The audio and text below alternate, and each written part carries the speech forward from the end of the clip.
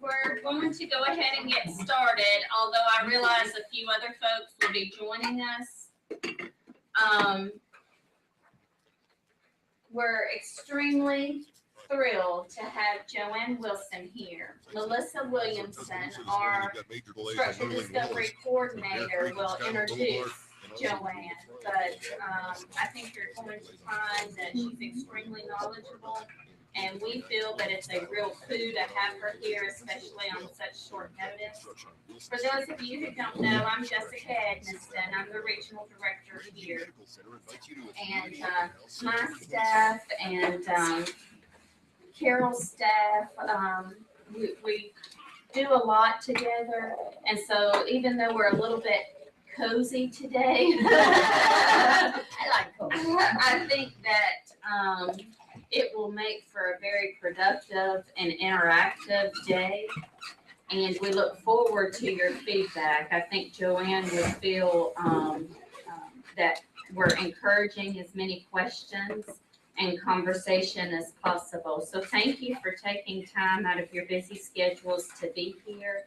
Again, Joanne, thank you as well. And Melissa, if you will, would you please? Oh, and I do have agendas for anyone who wants. It's quite simple for the day.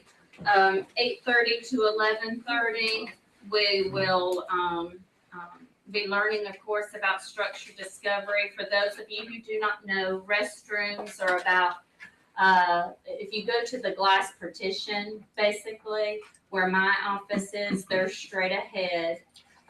We have additional restrooms in the hallway. So before you get to the glass partition, if you take a left and then take a right, the men's room and then the ladies' room is down that narrow hallway. So for those of you who I might not have gotten your lunch order, I'll come around and get lunch. Joanne will dictate, of course, when we have breaks, etc. Now, without further, oh wait, no, I'm teasing. Now, Melissa, if you will please do me the honor of introducing Joanne. I have to add my own appreciation for all of your coming. We are in tight quarters, and we realize that, and it's good that we all like each other, right? Hopefully we'll all like each other at the end of the day. We really are very lucky to have Joanne Wilson with us. Joanne founded the Louisiana Center for the Blind in 1985, right? Which makes me feel very old. And me too. And it makes her old. It just makes me feel I am old. Joanne also served as the Commissioner of Rehabilitation, the Rehabilitation Services Administration under George W. Bush. She was appointed by George W. Bush. And that, as all of you know, is a big deal. So to have somebody with her credentials here to teach us is very exciting. In addition, on a personal note, Joanne has been a longtime mentor of mine. I worked for her, God bless her soul, for a brief period of time and trained under her in terms of structure discovery. And I'm blessed to call her friend. And I hope that you enjoy your working with her today, your time with her. And I personally look forward to gaining more knowledge from her. So enjoy your time with Joanne and please make the most of it. Well, thank you, Melissa. Am I ready to go? Right. Okay. Thank you, Melissa, and thank you, Jessica. I really am glad to be here. One of my most favorite things in the whole world is to talk about training blind people in methods and technologies that really work for them. And so I am so proud that you guys are trying to do this program, and that all the rest of you are going to be a part of our whole big project here. You know, to do the best we can for blind people. Now, just to start out, I would like you each to introduce yourselves very briefly. You know, who you are, what you do for the agency. But the most important part of what I want to hear from you guys today is why you work here in the rehabilitation field. Why are you here? You know, why are you doing your job and not something else? Okay, that's the real part I want to hear from you. So let's start on my left over here. Who's the first person? Me. Oh, Hello, I'm Wendy Levitsky. I'm a case manager for the deaf. I'm also deaf myself. Why I work in this field, I like to work with other people. I like to improve their quality of life. good, thanks, Wendy. My name is Cindy Sanford. I'm a PWD with Alabama Department of Rehab Services. I have low vision and mobility problems, but I am a social worker. And I'm a social worker because I want to make a difference. And I'm here because I got twice, but I can't imagine ever leaving. Okay, I'm Carol Cambridge. I'm a field supervisor with ADRS, serving Line Services Division for Jefferson and surrounding counties. And I'm in this field because I enjoy the challenge of it. I think that it is challenging, but it's also rewarding and offers different opportunities for different experiences for people. So I enjoy what I do. Jeremy Ward, Orientation Mobility Specialist in Tuscaloosa. I enjoy the one-on-one interaction. I probably prefer that more than a group setting. Personally, We only have a few more weeks here, but I would like you to build one more house. And the carpenter reluctantly said, okay, and without too much enthusiasm, went to work and started putting together this house. Okay, and he was kind of a little burned out, like I said, so he wasn't using his finest master skills. He was just kind of putting together the house a little sloppily, but throwing it together. Not necessarily using the finest material, but whatever he could find around, because after all, he was getting retired and this was his last house. When he got finished with the house, he went back to his boss and he handed the keys to this new house, the boss. The boss turned around and gave the carpenter back the keys and said, for all your loyal service and all your work, I'm giving you this house.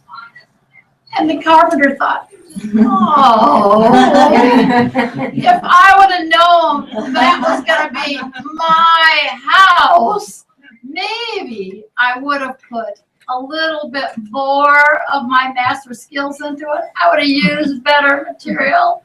Maybe this house would have come out a little differently. So I tell you this story because what we're here in this room today to talk about is how to build programs that we would want to be a part of, that we would want our children, our family members, our best friends to go to. We want to get the best services we can ever make, not just slide by and pull our paychecks in, do a little bit of dabble, a little bit here. We want to do the best. We want to build a system that we would want to serve us or to serve someone that we love. We want to get the best system there ever was. Okay, so I want to start out a little bit today. I heard a little about you, not much. If we had more time, I would like to hear more, okay?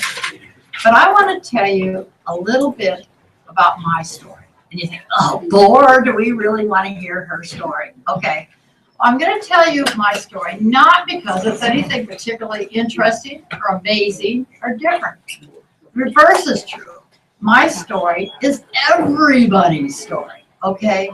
Lots of you blind people in this room, even in your introductions, I picked up, I thought, ooh, she's going to identify with my story. He's going to identify with my story. Okay, you folks that have disabilities will definitely identify with some of these things. The details will change, but the feelings will be the same, okay? You that don't have disabilities, I want you for a little bit to climb into the body, into the mind of the people that you work with. I want to share with you how blind people think and feel and what happens to us as we go through our lives. So don't just listen to my details. Think about it, how you're going to apply it to the folks that you work with. Okay, one of my very earliest memories was when I was 3 years old. And I was playing in the living room of our little apartment, and I got up and I was running into another room, and I tripped over my little cousin that was playing in the doorway. And I started crying, and my uncle and my mother picked me up, and they were patting me on the back, and they said, poor Joanne, she tripped and fell because she couldn't see. She didn't see. She's losing her eyesight. She's going blind. And I had no idea what that meant. I was only 3 years old, okay? But I felt the pity in their voices. And I kept thinking, I'm okay. I just felt bad because they felt bad. But I didn't know why. I was only 3 years old. I remember when I was 9 years old, I was sitting in church one day, and the priest got up like he did every Sunday, and he said, oh, the Smiths had a baby boy, and the Joneses had a baby girl. And then he came to the Woods family, the blind couple in our church. And he said, the Woods family had this healthy baby girl. And he went on and on about how wonderful it was. And I sat there and just wiggled in my seat and just felt so weird. And I thought, why is he making such a big deal just because they're blind? You know, I was only 9 years old, and I didn't have words to express my feelings, but I knew what they were doing wasn't right. And I just felt bad for them. And I thought, why? Why the amazing deal? Like Melissa said earlier, why are they so amazing just because they're blind? But I didn't have words to say it. I remember when my family and I went up to Rochester, Minnesota, to the Mayo Clinic to finally figure out what the heck was going on with my eyes. Their eyesight at RP, and they're getting worse and worse. And we came out of that doctor's visit, and we got in the car, and it was the first time, almost the only time, that I'd ever seen my father cry. And that, I knew, was the moment when he was told that I was going to go totally blind. And there was silence and gloom in that car and sadness, but nobody talked about it. Nobody said anything to me. I thought something awful is going to happen, and there's nothing I can do about it. And I don't even know exactly what it is, but it's got to be something really, really bad.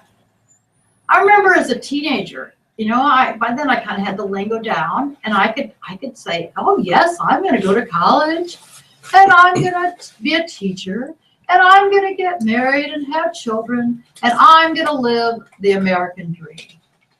But alone in bed at night, I would often cry myself to sleep, thinking, how the heck am I really going to do this? You know, how am I going to do it? The desperation you guys talked about that our consumers have. How am I really going to do it? I couldn't believe. How could I do it? So surrounding me, I began to feel the pity, the sadness, the low expectations, the embarrassment. I spent so much of my time not talking about blindness and faking sight and pretending that everything was okay. And I bet you some of you guys in this room have done this. Faking sight and pretending everything is just okay. Just a little bit. Yeah. But inside you go around all wadded up, you know, and the pressure's there, and you're all wadded up wondering what's really going to happen to me. And that little worry is always hanging in the back of your mind. That's how many of your consumers feel. That's why they come to us. Okay, so then one day, I was walking home from a junior college class, and I came to my house, and I could see a little then, and I saw the state car sitting out in front of my house, and on it said, the Iowa Commission for the Blind. And I thought, oh, there's somebody there from some blind agency there. Oh, and I just walked around the block. I just kept walking around the block until that counselor left. Okay, I was not gonna hang around some blind agency person and just walk around the block. I didn't want anything to do with them. Well, eventually, my counselor, his name is Don Bell. 50 years later, I still remember Don. And I want to tell you about Don, okay? And I want to tell you some of the things that he did for me. And maybe there's some ideas that you'll get on how to work with your consumers from this. Because Don Bell changed my life. Okay, so he eventually found me at home. And he sat me down in my living room. And one of the first things he said was, he said, Joanne, are you blind? And he used the big B word, blind. And I said, no, I just can't see very well.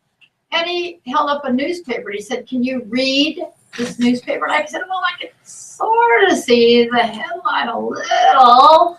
And he said, Joanne, you're blind. And I thought he was the meanest thing I'd ever known. He was horrible. He was mean. He was saying that word that I've been avoiding for so long, because who wants to be a weird old blind person? Who wants to be one of those crazy, dysfunctional, unemployable, not normal people? I'm not blind. I don't want to be that. But he's kept using that word, and he used it with such ease. And I thought, what? Why is he so comfortable with that? So then he started talking to me about going down to a seminar that the agency was running for blind college students. I thought, oh yeah, right. I'm going to go down and hang around these horrible blind people. I'm not one of them. I don't want to go hang around them. Well, he kept pushing me and pushing me and pushing me. And he, eventually I said, okay, all right. I'll go to this seminar. Hope nobody sees me there. I'll just kind of go. Well, I went to that seminar, and it was probably one of the wisest things that my counselor did for me. He got me around other blind people. And I looked at those other college students, and I thought, now, wait a minute. They're doing stuff that I was only kind of hoping I could do. They're walking freely places. They're able to read their agendas in Braille. The most important thing was that they were happy. They weren't wadded up inside, and they were free.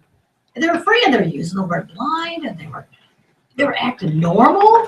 And I thought, they weren't going around this gut-wrenching little worry in the back of their head all the time. They had some sort of freedom that I wanted.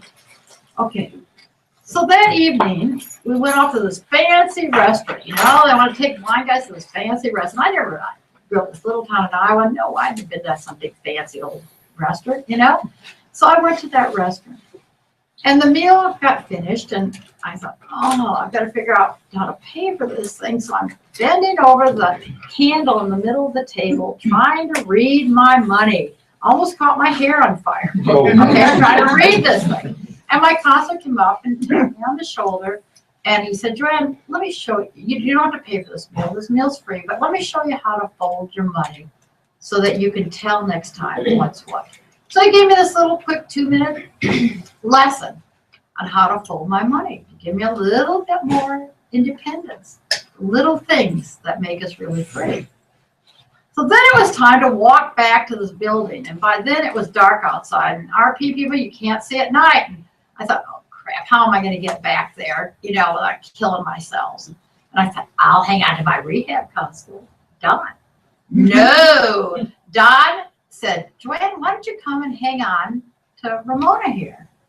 And she'll help you get back. Well, Ramona turned out to be this totally blind other college student. And I thought, what the heck? I'm going to entrust my life to this totally blind woman. I'm going to hang on to her, and she's going to get me back to the building. So I'm walking along, and I'm thinking, maybe there's something wrong with this picture. The person that wasn't blind, that didn't need skills, would never touch a cane. is having a totally blind woman use her cane confidently and safely getting me back to the building. Maybe there's something to this stuff and maybe I ought to look at it. And I thought, that darn Don Bell, my counselor, he knew exactly what he was doing. He knew what he was doing. Knocked me in the head. So Don, eventually talked me into going into training. And so I went to probably the first structured discovery training program in this country. It was started in about 1958 when a guy named Kenneth Jernigan, a blind man, took over the Iowa Commission for the Blind. At that point, it was the worst agency in this country. When they rated it in rehab, it was the worst agency in the country. And he took it over and he said, okay, we are going to prove that we can build a house that we want to live in, okay? That we can build a good house. Okay, that we could build a good agency. And one of the things he did in that agency was to start the first structured discovery training program for blind people.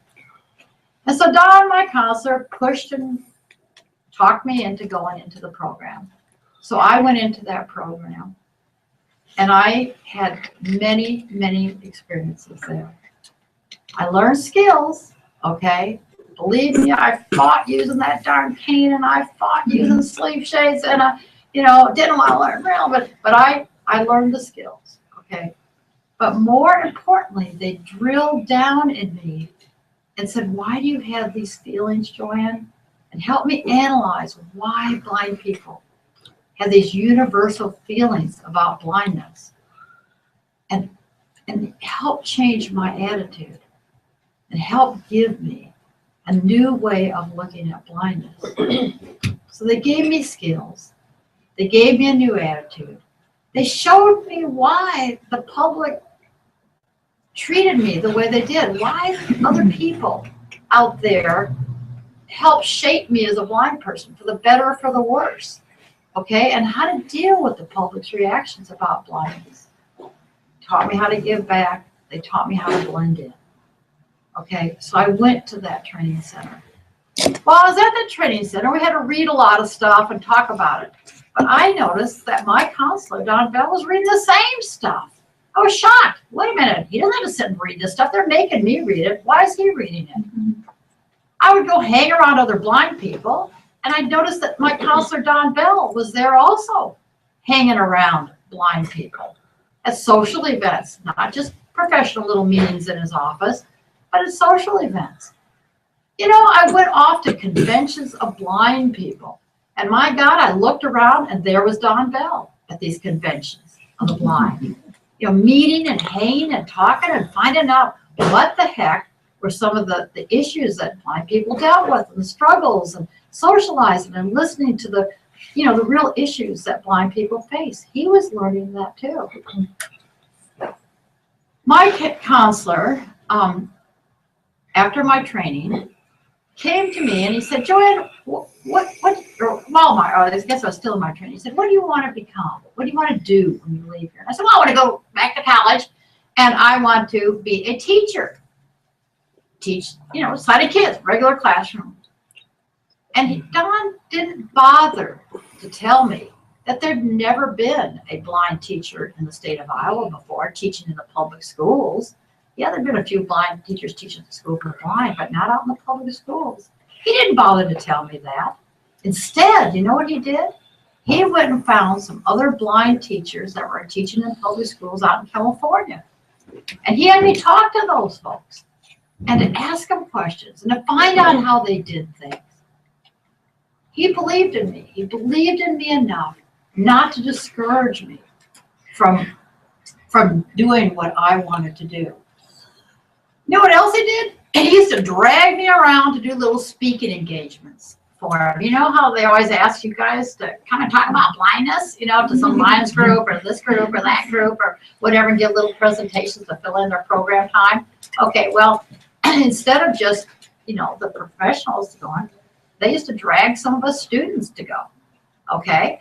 And so I'd get up there and I'd talk about how I was gonna do stuff as a blind person and how, I like this program and, and so one day I was a college student and I was at one of these talks. And after I got done, a man in the audience came up and offered me a job that summer, to work with blind people at a school for a big institution for folks with mental retardation. Okay, and he offered me a job, and that was my first summer job. And I thought, whoa, I guess maybe it helps to get out there and to network and to find things, and maybe that's one of the first clues for people to find jobs. Okay, so then I went back to college, and I was in my last semester, and it was time to student teach. And the dean of the college pulled me in, and this still happens, you guys, pulled me in to his office and said, Joanne, we're not going to let you student teach. And I said, why? I've gotten great grades. I've done all the course requirements. Why not? And in those days, he said it straight up. He said, because you're blind. Okay. And I said, wait a minute. By then I developed enough advocacy skills that I knew what he was saying was right, but I didn't know quite how to fight him. So I went back to you-know-who, my rehab agency, my counselor, the head of the rehab agency, a guy named Kenneth Jernigan. And I went to these guys, and I said, oh, no, all this, and they're not going to let me. And if I don't student teach, I'm not going to be able to get my teaching credential. I won't be able to be a teacher. And so they went in and helped me advocate. They helped me find a student teaching placement that would accept me. And it was in one of the model programs in our state.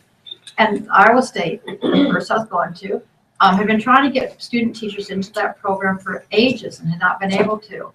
Well, my rehab agency opened the doors for Iowa State, and they sent me that semester, but they also sent 3 sighted student teachers. And to this day, they're still sending student teachers to that system, the student teach-in.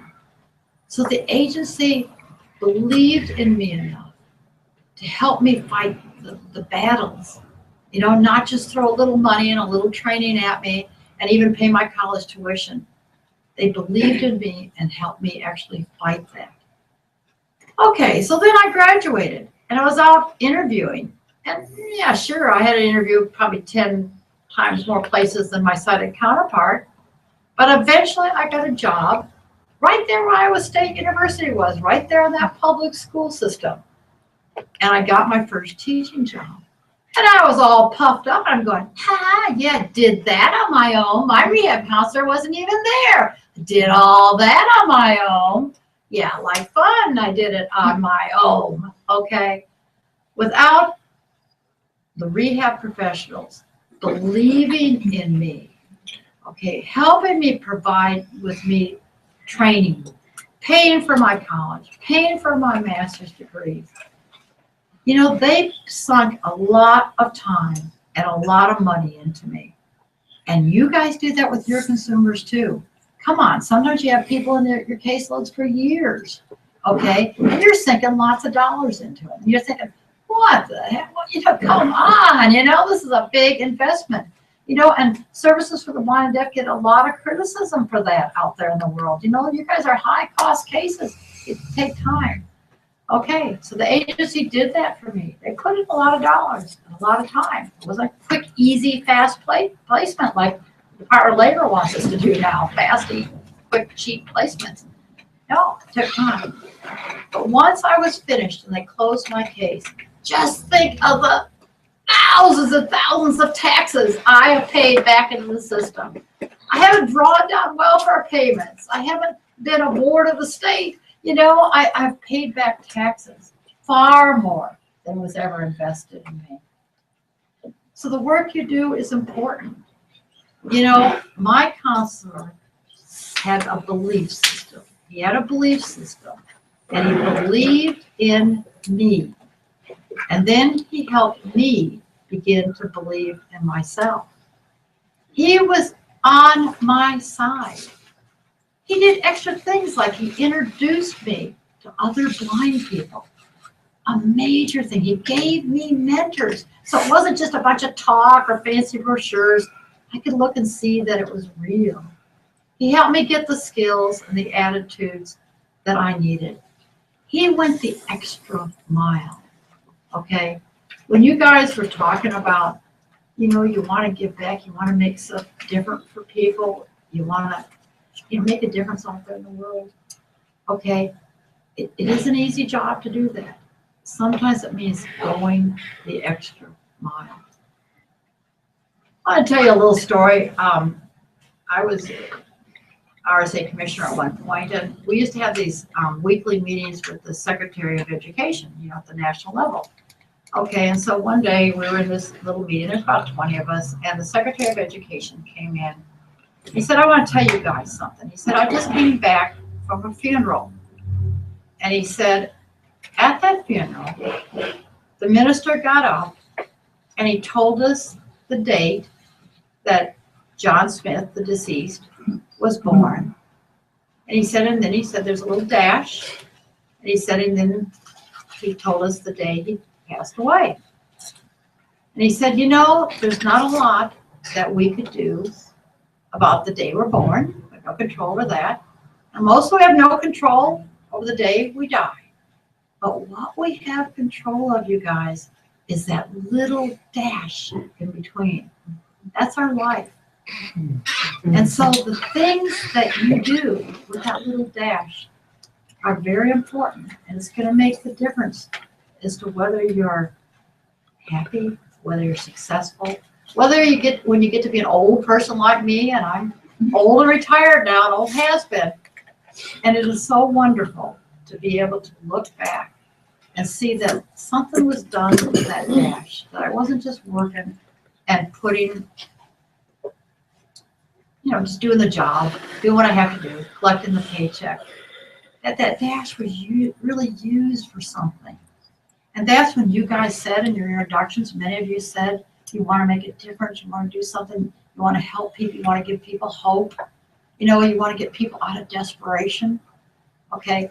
You guys are the luckiest profession ever, because you have the opportunity to do that. If you're just on a factory line somewhere, you know, I saw a lady at breakfast this morning, and she was, you know, going and working for the post office. She was here doing training for the post office. And I thought, yeah, I guess that's important. But what you guys are doing is really important. I mean, really important. You could look at your dash and say you really did do something significant. I mean, it is a cause that you have the wonderful opportunity to give to other people and to change people's lives and to make a real difference for them. So I'm glad you're here. I'm glad you're here, because without you and without this whole team and all of you doing stuff, we wouldn't be able to build a great agency here in Alabama. And you wouldn't have the opportunity to make your dash count for something. Okay, and I want to remind you, you know, because sometimes we get mundane and we're just worried about the main things. And people don't stop and tell you that you're doing something important. I'm here to tell you you're doing something important, and we're going to keep doing something important, and we're going to do the best job we can and build the best house we can. Okay? Now, let me see if you guys have some questions before I get into my next little topic. Or comments, questions, comments? Joanne, this is Carol. Quickly, I'm just wondering, how long did your blindness training take? 9 months. I probably could have been there longer. Sometimes I wish I would have been. I was like, you know, so I had to go back to college. I had to go back in the mainstream again. I wish I would have taken more time, but it took me 9 months. You know, lots of times students at LCB, when I say, how long is your training? They say, how long will I be here? I say, oh, 6 to 9 months, maybe even a year. And they go, well, I can't take that much time out of our life. That's going to be one of the questions that a lot of people are going to ask you that, you know. And I say to them, listen, it is the best investment of time that you will ever make, is to take that training and to build the firm foundation, you know, build it so it's strong, so that everything you build on that then will be solid. It'll be okay. You build just a flippy floppy little quick, easy, kind of half-baked little foundation, you're always going to be a little shaky through life, you know, and things aren't going to go as smoothly. So take the time, like you do with your own children. You take the time to build a firm foundation to prevent problems later. And so I personally advocate, if it's a good training program, to take the time and convince people that it's the best use of the time that they'll ever have. Joanne, Uh-huh. this is Joey Ritchie. I have a question. You mentioned your own, that day when you came home and there was the commission for the blind in front of your house and you Yeah. walked around the block. Yeah. And what do you do when you have, especially a high school student who's, for better or worse, still walking around the block? Yep. Okay, and that's what the next segment is gonna get into a little bit. Okay, I used to do, the last 10 years, I was doing seminars for blind college students a lot. And blind high school kids. Oh God, we'd have 40 blind high school kids, for a weekend. It was wild, okay? And we talked about that very issue. That is an excellent question and so pertinent. And it's not just high school kids, okay? It's adults too, Come on, we all fight being blind, It's an attitudinal thing, okay? And I'm gonna give you some solutions to that in a minute. I can ramble on a little bit, but there really are some solutions. They're not easy. And sometimes people will never listen to you and never accept what you're showing them. Okay, that happens occasionally, but 90% of them do. Okay, so I'm going to give you some answers on how to deal with that with all of our consumers, because it's one of the major problems that we have. And it's not just a technique, it's a whole attitude change that you've got to work with people on. Good question. We'll get into that the rest of the day. The rest of the day is going to be devoted to that question. Okay, one way or another. Anybody else have questions? Comments? Okay, now you guys, we're gonna listen to this old-fashioned cassette tape. Anyone want to see it? The antique, young people don't even know what they are. Okay, okay. Now we're gonna listen to a story. Okay, and it's a little bit hard to listen to, okay, to follow at first. So you got to pay attention. You can't miss a line here or there or maybe in the first 3 minutes or you're going to get lost, okay? All right, so pay attention. It's short, and I think you're gonna like it, and you're going to see some relevance to the story, okay? The story was actually written by a guy named McKinley Cantor. And McKinley Cantor actually grew up in the town Webster City, Iowa, where I grew up in. Okay, years before, it's an old story, years before I was around there. But I just kind of always liked it because he wrote this story and then in the town that I grew up in, and he's kind of a famous little author in our little area, which you guys have probably never heard of him. But I think it's got a point, and we're going to use it as our next little point thing. So let's listen carefully and see what you think.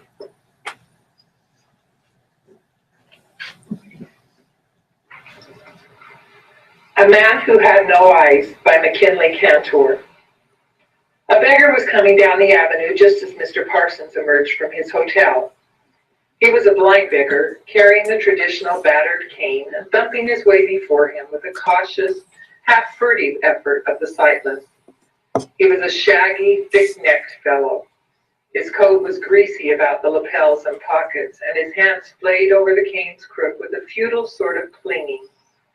He wore a black pouch slung over his shoulder. Apparently, he had something to sell. The air was rich with spring. Sun was warm and yellowed on the asphalt. Mr. Parsons, standing there in front of his hotel and noting the clack-clack approach of the sightless man, felt a sudden and foolish sort of pity for all blind creatures. And, thought Mr. Parsons, he was very glad to be alive. A few years ago, he had been little more than a skilled laborer. Now he was successful, respected, admired, insurance. And he had done it alone, unaided, struggling beneath handicaps. And he was still young. The blue air of spring, fresh from its memories of windy pools and lush shrubbery, could thrill him with eagerness. He took a step forward just as the tap-tapping blind man passed him by. Suddenly, the shabby fellow turned. "Listen, Governor, just a minute of your time." Mr. Parsons said, "It's late. I have an appointment. Do you want me to give you something?" "I ain't no beggar, Governor. You bet I ain't. I got a handy little article here." He fumbled until he could press a small object into Mr. Parsons' hand. "That I sell. $1. Best cigarette lighter made." Mr. Parsons stood there somewhat annoyed and embarrassed. He was a handsome figure with his immaculate gray suit and gray hat and malacca stick. Of course, the man with the cigarette lighters could not see him. "But I don't smoke," he said. "Listen, I bet you know plenty people who smoke. Nice little present," wheedled the man. "And mister, you wouldn't mind helping a poor guy out?" He clung to Mr. Parsons' sleeve. Mr. Parsons sighed and felt in his vest pocket. He brought out 2 half-dollars and pressed them into the man's hand. "Certainly, I'll help you out. As you say, I can give it to someone. Maybe the elevator boy would." He hesitated, not wishing to be boorish and inquisitive, even with a blind peddler. "Have you lost your sight entirely?" The shabby man pocketed the 2 half-dollars. 14 years, governor." Then he added with an insane sort of pride, "Westbury, sir. I was one of them." "Westbury," repeated Mr. Parsons. "Ah, yes, the chemical explosion. The papers haven't mentioned it for years, but at the same time it was supposed to be one of the greatest disasters in—" "They've all forgot about it." The fellow shifted his feet wearily. "I tell you, governor, the man who was in it don't forget about it. Last thing I ever saw was C-Shop going up in one grand smudge and gas pouring in all of the best busted windows." Mr. Parsons coughed, but the blind peddler was caught up with the train of his one dramatic reminiscence. And also, he was thinking that there might be more half-dollars in Mr. Parsons' pocket. "Just think about it, governor. There was 108 people killed, about 200 injured, and over 50 of them lost their eyes. Blind as bats." He groped forward with his dirty hand rested against Mr. Parsons' coat. "I tell you, sir, there wasn't nothing worse than that in the war. If I had lost my eyes in the war, okay, I would have been well took care of. But I was just a workman, working for what was in it. And I got it. You're darn right, I got it. While the capitalists were making their dough. They was insured, don't worry about that. They—" "Insured," repeated his listener. "Yes, that's what I sell." "You want to know how I lost my eyes?" cried the man. "Well, here it is." His words fell with the bitter and studied drama of a story often told, and told for money. "I was there in C-Shop, last of all the folks rushing out. Out in the air there was a chance, even with buildings exploding right and left. A lot of guys made it safe out the door and got away. And just when I was about there, crawling along between those big vats, a guy behind me grabs my leg. He says, 'Let me pass, you—'" Maybe he was nuts, I don't know. I try to forgive him in my heart, governor. But he was bigger than me. He hauled me back and climbs right over me, tramples me into the dirt, and he gets out. And I lie there with all that poison gas pouring down on all sides of me, and flame and stuff." He swallowed a studied sob and stood dumbly expectant. He could imagine the next words. "Tough luck, my man. Now I want to—" "That's the story, governor." The spring wind shrilled past them, damp and quivering. "Not quite," said Mr. Parsons. The blind peddler shivered crazily. "Not quite? What do you mean, you—" "That story is true," Mr. Parsons said, "except that it was the other way around." "Other way around?" he croaked uneasily. "Say, governor." I was in C-Shop, said Mr. Parsons. "It was the other way around. You were the fellow who hauled back on me and climbed over me. You were bigger than I was, Mark Ward." The blind man stood for a long time, swallowing hoarsely. He gulped. Parsons. I thought you... And then he screamed fiendishly.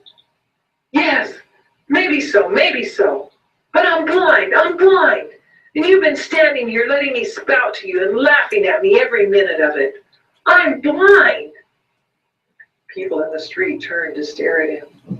You got away, but I'm blind. Do you hear? Well, said Mr. Parsons.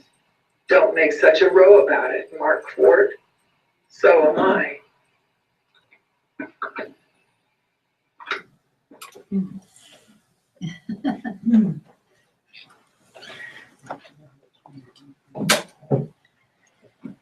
Okay, so you guys, what do you think?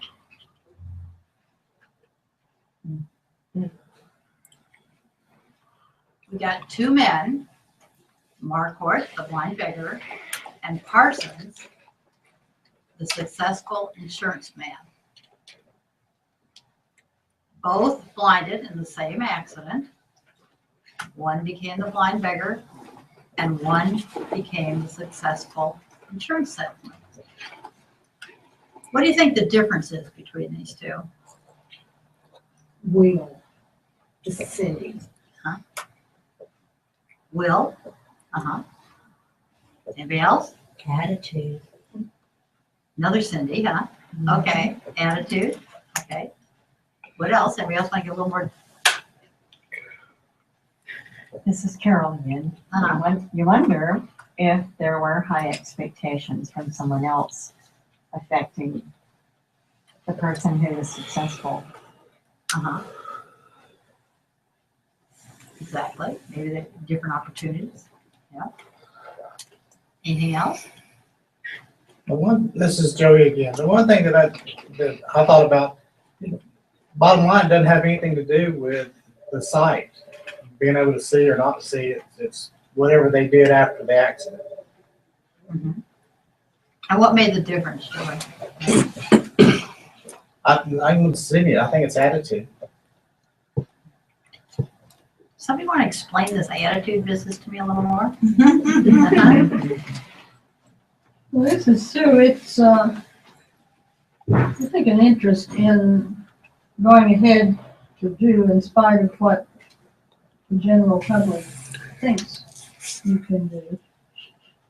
And, just going ahead doing if you've got a little encouragement and a good support system. You can do a bunch of stuff. I don't know what the blind beggar had in his background there. But, probably the insurance salesman had people who believed in him and he believed in himself. And he just went ahead and did what he needed to make a success in his life. Oh, this can be again. The blind beggar also held, he was all for self too. You know, he held that man back so he could get out. That tells a lot about his attitude right there. Might have some problems before he was blind. Yeah. This is Cindy. It just seems like we all have things in our life. We all experience problems, but if we want to overcome them, we can through training and discipline. It's just how you look at life. You can look at it as the glass is half full or half empty. I know it's a cliche, but yeah, this is Joe. But if before you go blind, if you have a bad attitude or lazy attitude or whatever, you have a negative attitude before you go blind. Being blind is not going to help your attitude, make your attitude better. If you had a negative outlook on life beforehand, that outlook is only going to be worse. And so the beggar probably would have did better if he thought he could get away with it before he was blind. Before he was blind, he just felt like he couldn't get away with it. You know, it just all depends on what type of person was he beforehand. This is Dennis speaking. Uh-huh. Well, I mean, in terms of that story, I mean, I'm kind of with the whole desperation thing still. I feel like anybody can change regardless of what their background is. You know, from where I'm from one of the worst neighborhoods you can imagine, but if you just abstract away blindness, I've seen people use anything to scapegoat on it. Regardless of the situation. I mean, whether they're able-bodied people or not. In that particular circumstance, though, I think his eyes were open, so to speak, when he ran into Mr. Parsons and got that story. How the rest of his life turned out would be interesting to see. The beggar, that is, after he found out that Mr. Parsons was blind as well, is what I would like to know.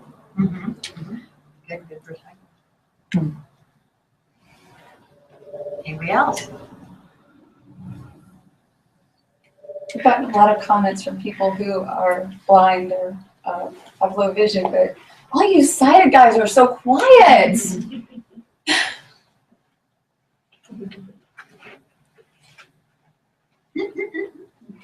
Okay, we'll see. They'll loosen up when we're all done. Okay. Well, it's helping people. You know, was it Joey that asked about the teenagers? Yes. Yeah, okay, Joey. Okay. I play this tape for a lot of our teenage groups. Okay.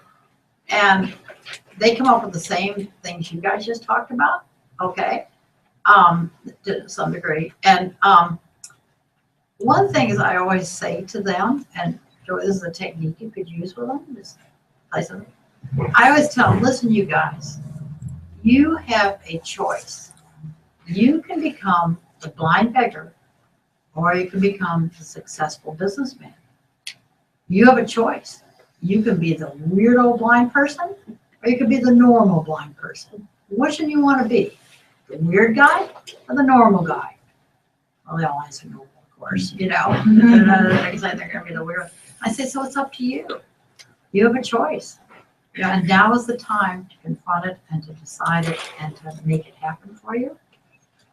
You know, and we, in this rehab agency, will give you some tools and give you some opportunities so that you can become the normal person, not the weird person. But you can just as easily become the weird blind guy. You know, it's up to you whether you take on some of these things we have to offer you or you don't. Okay, so there's one technique for you, Joey, there. Okay. Now, I'm going to talk just for a minute. You know, one of the difference, I think Cindy first said it, but several of the rest of you guys said it, is their attitude. Okay, these two guys have a total different viewpoint or different philosophy, different set of beliefs about blindness.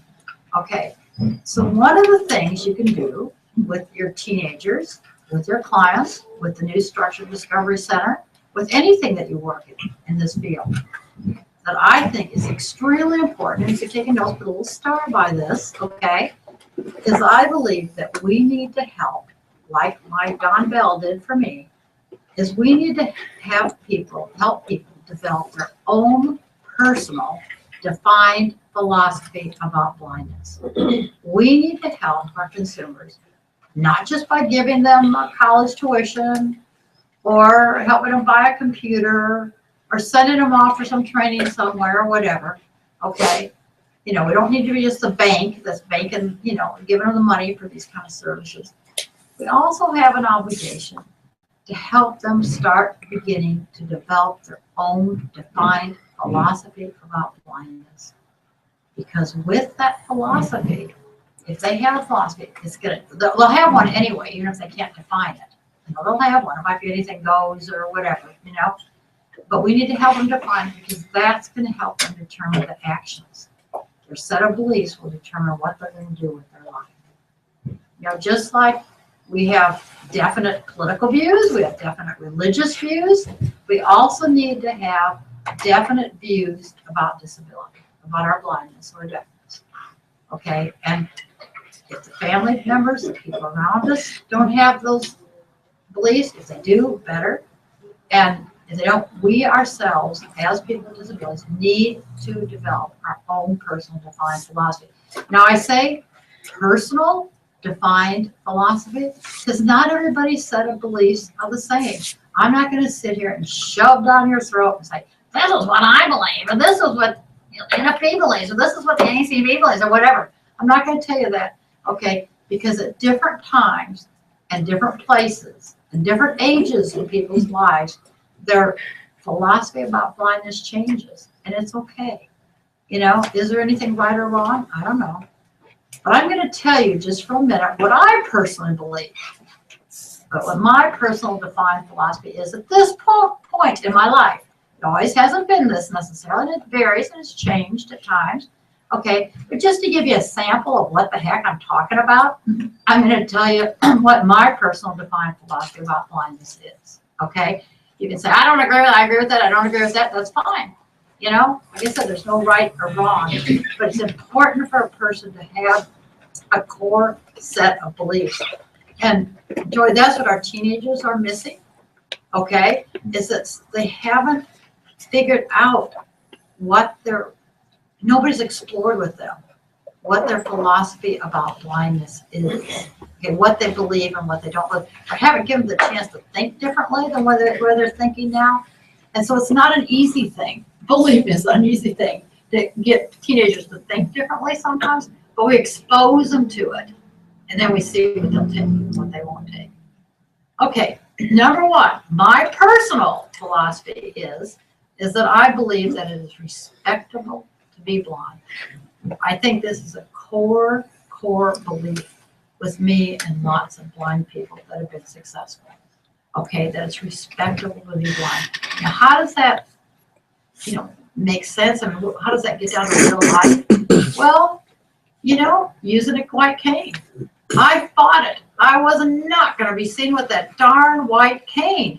I mean, my God, everybody would know I was blind. I would stick out in a crowd. People would treat me funny. My friends are thinking, what happened to you, Joanne? Why are you suddenly blind? And so it was not respectable for me to carry a white cane because inside I was ashamed about blindness. I felt that it was the weirdo person that was blind and not the normal person. And God, what teenager or what person wants to be associated with the weirdos that look funny and act funny and don't work and are dependent on people and the people pity and who wants to be that? Okay, and the cane was a symbol of that. So that's why, you guys, a lot of your young people or other people fight that cane. I fought it. They gave it to me and I'd use it in training, then I'd go home and I'd hide it somewhere. I'd hide it at the bus station, take the bus home and come back and get it. I'd play the game of hiding it, of trying to pretend it wasn't there. That's why in structured discovery during the training period, we always insisted on people using the straight, not folding cane because we knew they would fold it until they got their attitude straightened out and hide it somewhere. Later when they left, fine, if it's convenient, whatever, But during training, no, I use a folding cane right now, okay, because it's convenient in travel. But during training, no way, because my attitudes weren't shaped up yet.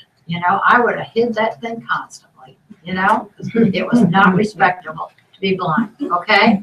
Braille, sorry, Jeff, but, I fought Braille. I don't want Braille. I mean, that really is a blind thing, not respectable. But then it was a little easier because you could kind of hide it. It wasn't quite the same as, marching around in front of old friends with a cane, Braille, you could kind of hide and just kind of sneak out a little bit. But it felt funny at first using Braille because I didn't see it as respectable. Okay? Using the word blind. I mean, come on, you guys. The whole world talks about at least, visually impaired and visually whatever, other than, partially sighted. And I don't know, you know all the millions of terms that people use, visually impaired and all that kind of stuff. Okay. They're okay words, but for me, now this is my belief, okay? It doesn't have to be yours, and you can disagree with me, and most people do, okay? But I just figure once I saw it was respectable to be blind, I wasn't afraid to use the big B word, I could use it because my feelings about seeing blindness as respectable was okay. I wasn't embarrassed about that word anymore. Just use it straight up and call, Martin Luther King taught us, black is black, be proud of being black. Don't sit and cover it up by using all these other words and pretending, we're not what we are. And just be proud of what we are. And most minorities are that way. Most minorities go through a thing where they say, okay, we're going to be called this and we're proud of it. And blind people are emerging minorities. We're blind, we're a minority too. And so to me, using the word blind, it took me a long time. I used to choke on it, and, use other words and, whatever. It took me a long time.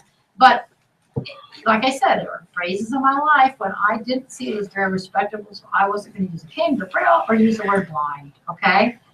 Hanging around other blind people, come on, I walked around the block for Pete's sakes. I felt embarrassed being drugged to this group of blind college students. I didn't want to be around blind people because I did not see it as respectable to be blind, okay?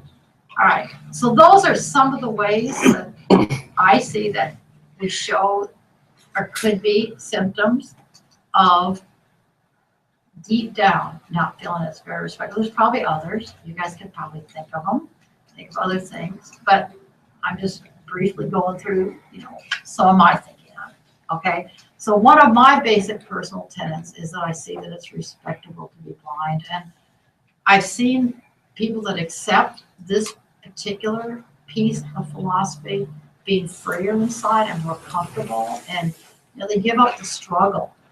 Struggle to cover up and pretend and deny and, ignore and, whatever. And you finally give up the struggle and say, okay, I'm going to look at this thing straight on. I'm going to learn the skills. I'm going to look at the attitudes. And I'm going to be blind, and it's okay. The world doesn't fall apart. And I'm actually freer and more capable now that I embrace the fact that I'm blind and not hide it and struggle. Okay, so number one, that's mine, okay? My second little personal thing is that I really feel that the real problem with blindness is not the blindness itself, it's not the loss of eyesight, but rather it's the misconceptions and stereotype notions that exist about blindness within myself and with the general public. Okay, a lot there, isn't it? Okay, that the real problem isn't the loss of eyesight. It's our feelings about it and the public's feelings about it. Okay, and there's lots of crazy notions out there about blindness, and we can't buy into that. Okay, why, when I was growing up, you were growing up, some of the consumers that you work with, when they first go blind, why do we have these, how do we get depressed and feeling desperate and worry about being pitied and feeling sad and all that kind of stuff? Because we start soaking up the attitudes of the people around us about blindness. Okay, the real problem wasn't the loss of eyesight. When I was 3 years old, I could handle that. The real problem was the pitying and the patting and the feeling sad that my mother and uncle felt. Okay, it was those kind of misconceptions or those feelings about blindness that I absorbed, and then I fought being blind. Joy, you're teenagers again, okay? They're fighting being blind. They don't want the stuff you're offered. They don't want to use the techniques. They don't want to use it because they've absorbed the misconceptions and the crazy attitudes that the world has about blindness, okay? And so for me, it helped to really look at what the public thinks about blindness, to analyze it. That's why in your structured discovery thing, but I'll start by this, you absolutely need to have discussion classes, whatever you want to call them. We used to call them seminar classes at the Louisiana Center. You can call them whatever the heck you want. But discussions where you talk about the students' feelings and attitudes and philosophy and belief about blindness, because you need to spend time with them developing their own defined philosophy about blindness, okay? And you need to pull out with your consumers, whether they're in your office, program, whatever, what they really believe about blindness, okay? And help them throw away the crappy stuff that's not even true, okay? How about throw away the negative stuff that old Marquardt, the beggar, had, and throw away those attitudes and put in some healthier new views of blindness, okay? The real problem is the misconceptions, the misunderstandings that we have ourselves that have to be thrown out, okay? And where do we get them? We get them from the public. Mostly they think we can't do too much, okay?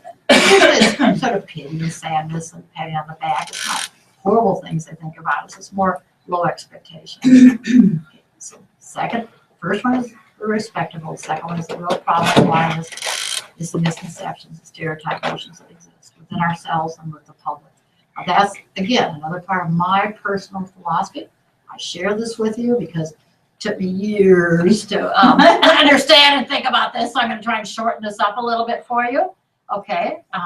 You hear this about, and the organizations, there's other blind people that talk about this. This isn't anything new and revolutionary with me. There's lots of literature written about these concepts. I'm just summarizing it for you. Okay, third one. Bong, bong, bong. Okay, that I personally see blindness as a characteristic, not a terrible handicap, not a terrible handicap. Okay, it's just a physical nuisance, not a terrible tragedy. Marquardt saw it as a tragedy.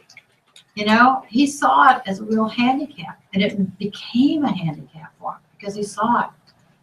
Parsons, our insurance salesman, saw blindness as a characteristic or just a physical nuisance. And sometimes that physical nuisance is a big pain in the behind. I mean, sometimes it gets so frustrating when you want to just read something you can't right there. Or transportation is my big headache. It's so darn irritating with transportation. But it's a nuisance. It's not a tragedy, and that's a big difference. Everybody has a sighted, blind, everybody has nuisances in their life. For Pete's sakes, we don't have enough money. We, not as intelligent as we want. We're not as good looking as we want. We're not good dancers, whatever. We all have nuisances in our life, okay? But it depends on the way you look at it, whether it's a tragedy or just an inconvenience or characteristic. And the big thing, Joy, what I do with the teenagers is I tell them, you've got a choice, okay? And with our consumers, if you could say, okay, you guys, you have a choice, and you're the only one that can do this. You can choose to see blindness as a horrible tragedy, or you can see it as a characteristic or nuisance, okay? And you have to make that choice. And whatever choice you make is going to determine how you view blindness, whether you're going to become a blind beggar or Parsons, okay? And you're the only one that can do that.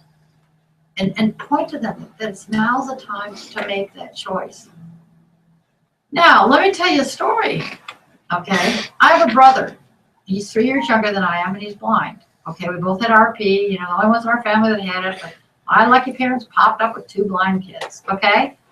All right. My brother went through the same structured discovery training I went through, had the same exposure to wonderful blind mentors, okay? Had the same opportunity to go off to consumer organizations, in this case the NFB, for conventions and all that, to get all pumped up and read the same material I was reading. He had a great counselor too, you guys. Rehab counselors, the agency was good to him. They invested in him. They sent him to college. He got a master's degree. He got his first job. Okay. Sounds good, doesn't it? Okay. But then my brother, on his first job, started losing more vision. Okay. And he wouldn't use his cane because he was still embarrassed about it. He wouldn't switch over and use blindness techniques, even though he had them, and neither were available, because he was a little embarrassed about it all and just didn't feel comfortable. And, he was in the PR business, for Pete's sake. You don't need sight to think up jingles and commercials and stuff like that. It was a job he absolutely could have done, just switching over and using a few techniques. Wasn't driving trucks or anything, Okay, but he refused to do this. So my brother, for the last 66 now, for the last, 30 years or so, maybe longer, has been sitting in an apartment in Lancaster, Pennsylvania, doing absolutely nothing. He never got married, didn't have a family, never worked another job again. My brother will not leave his house for weeks at a time. Weeks at a time. He has a lady that he hires that she goes and gets his groceries and does his errands for him. But he literally will not leave his house. Okay, I invite him to stuff. I offer to take him to conventions. I offer to take him on trips. I'll go to my house. He just won't leave. He's just become this hermit. He has let blindness become a tragedy for him. He has become worse than Margaret. At least Margaret was out there doing something, you know? Okay? I mean, he's just let blindness destroy him. And he had all the things that we talk about, you guys.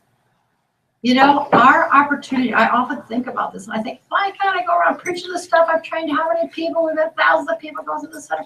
And my own brother is sitting there, okay? And, you know, I've tried. But the problem is that he's made his choice. He made his choice.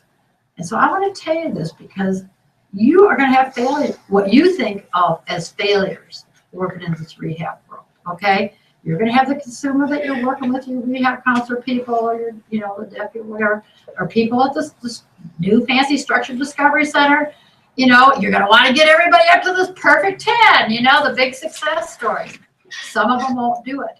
Okay, you know, you're gonna start out with them at maybe a 1 or 2 on the scale of 1 to 10, trying to get them up to that perfect 10.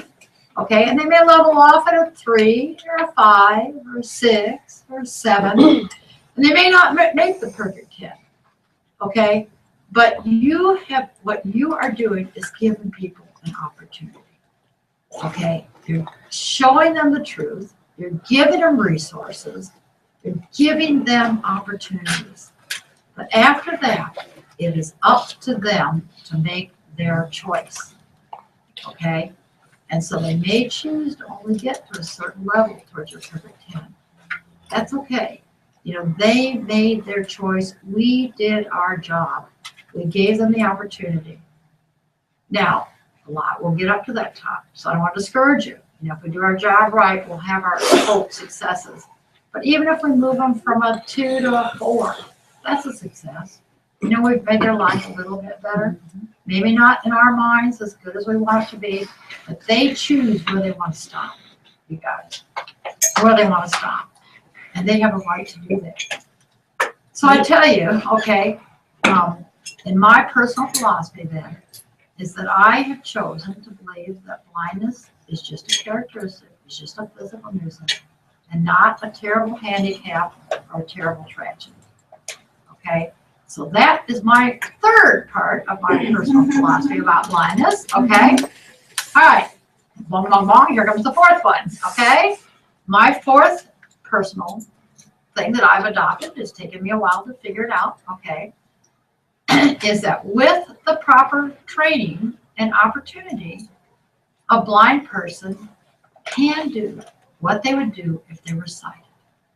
Okay, now that's a big one, you guys. You know, we're really saying that blind guys can lead normal lives, that blind people can do a job equal to their sighted counterpart, you know, based on their other abilities. You know, if you're, you know, a genius, you do what geniuses are doing. If you're not so geniusy, you do what, you know, your sighted counterparts are doing, okay? You know, just because you're blind, you don't develop all these other extra techniques, you know, or just, you know, great gifts or whatever, you know? You do what you're doing if you're sighted, okay?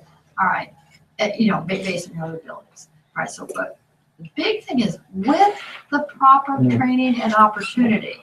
That's why I'm so glad you guys are here. You're doing this structured discovery, and because you're going to get some additional proper opportunities and proper training here in Alabama, okay? Because we need to have the proper training and the opportunities, your job placement people and all your rehab counselors and stuff, opportunities, bump up at your job, okay? You know, in order to move people up the scale, okay? Now, with these proper trainings and opportunities, okay, you use alternative techniques. And that's why, Jeff, the Braille teacher, I'm so glad you're here. The O&M instructors, I'm so glad you're here. The computer people, I'm so glad you're here. The technology people, okay. You know, we can talk a big line that blind people can do anything, but we really can't do everything if we don't have the skills. okay? And that's what the stuff you do, providing the skills. We can't just automatically say, oh, yeah, you can do anything you want. I hate it when they say blind people can do anything they want, because that's not true. You can't do it unless you've got the techniques and you've got the abilities and the other gifts and the intelligence and all that kind of stuff. Come on, we're not just magic. Just saying that stuff doesn't just make this magic stuff happen. It's a lot of nitty gritty. And I want to tell you, when I was working with students, I had these students that used to come into our center, and they would just sort of sit there and hope that by osmosis, they would become these perfect human beings, just by being there. And they'd never, practice their braille or practice their cane or do anything. They never tried to cook anything when they went back to their apartments or anything. I thought, come on, get off it. You are not getting this by osmosis. You have got to put in hard work, just like you do going to high school or college or anything else, technical school. You've got to work at something, and you've got to develop these techniques, or it's not going to ever be true for you.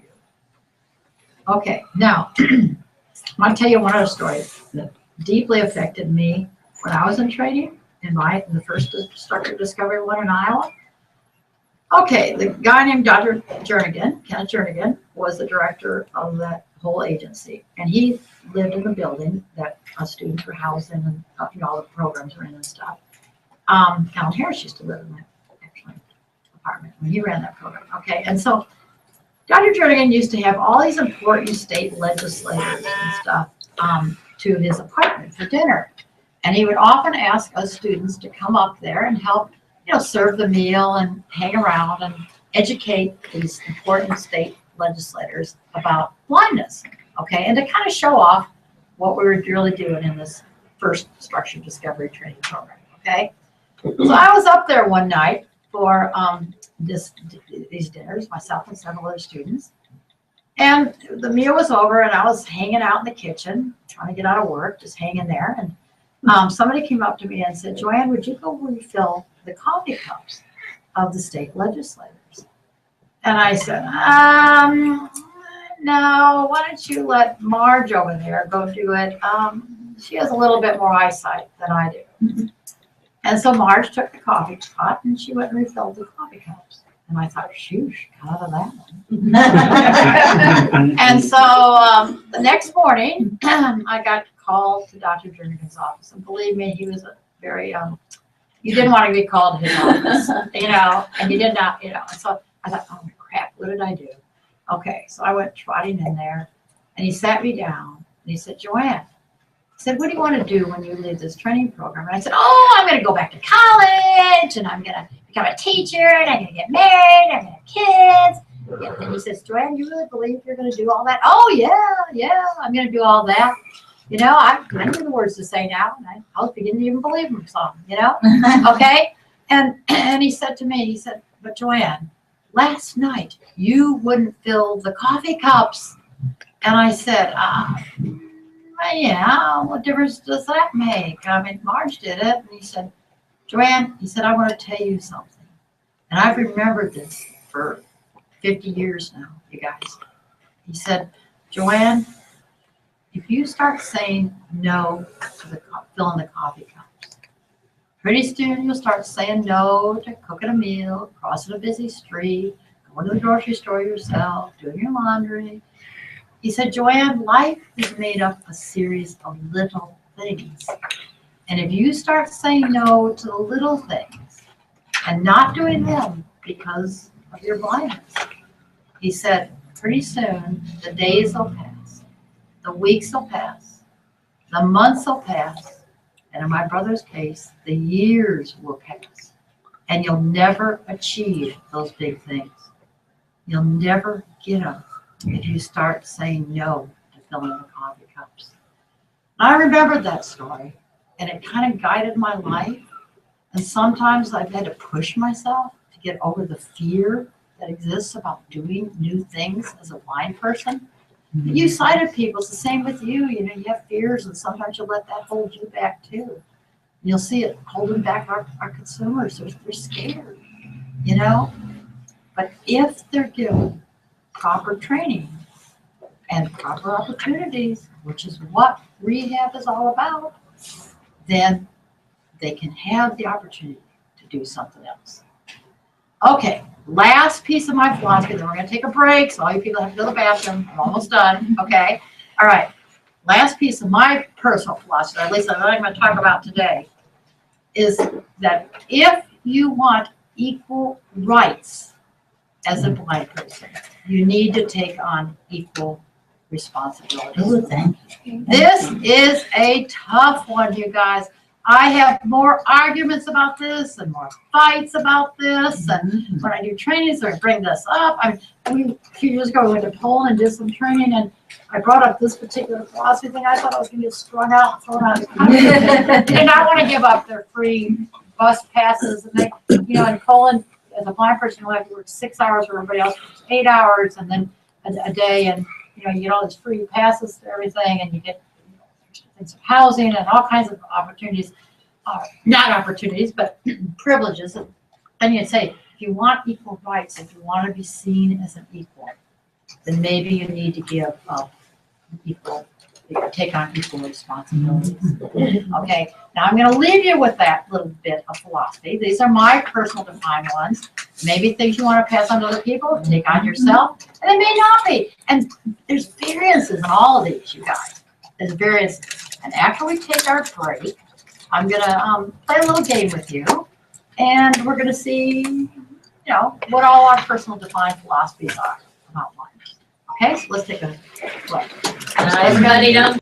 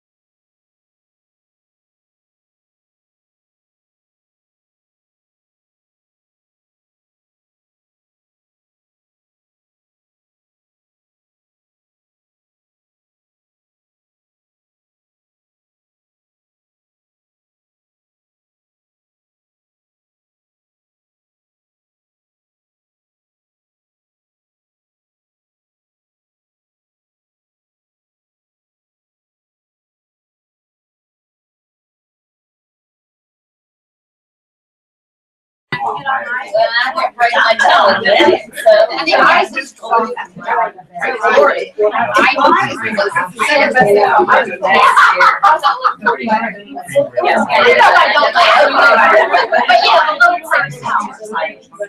Okay, you guys, I think we're ready.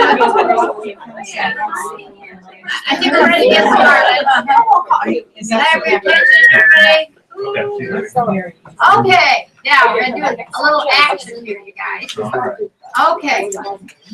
Now, we just talked about, Barfoot and Parsons. They both had kind of a different way of looking at things, philosophy. We talked a little bit about my personal defined philosophy about blindness, and I challenged you to start developing your own personal defined philosophy about blindness.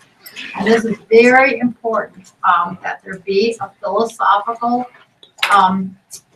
oneness, I guess, in any program, or maybe not oneness, but at least it's very important in a structured discovery program to have defined philosophies among the staff, and to have the staff encourage students to get their personal philosophies about blindness developed, okay? That's why I went through all that, because it's really important. Okay, now I'm going to ask you guys some scenarios, okay? And I'm going to have you move either to my left side of the room, over there where Joey and, I don't want to say Cindy, who else is over there on the left side? Either that side of the room, or over here to where Cindy Jones and Melissa and all these guys are on the right side of the room, okay? All right. It'll be like you guys Twister. can move too. It'll be You guys like move too. Twister. I'm just indicating the size of the room, okay? But they all move too. They move to what they would do, okay? Would you ever let a totally blind beautician cut your hair? And this is for a very important job interview you're going to. Would you allow a totally blind beautician to cut your hair? There's no right or wrong to this answer. It's just what you personally would do. If you would, go over to my left. Over there where Joey and those guys were. Can we ask a question? Would not, no. If you would not, go over to my right where Melissa and all those guys are sitting down. Okay? So if you would allow, go to a totally blind beautician, cut your hair for a job interview for my left, yes. Go to my right if you would not. Okay, let's everybody move. Nobody can just sit there. You can't stand neutral, you can't decide. You know what I mean? Based on that information. Based on that information.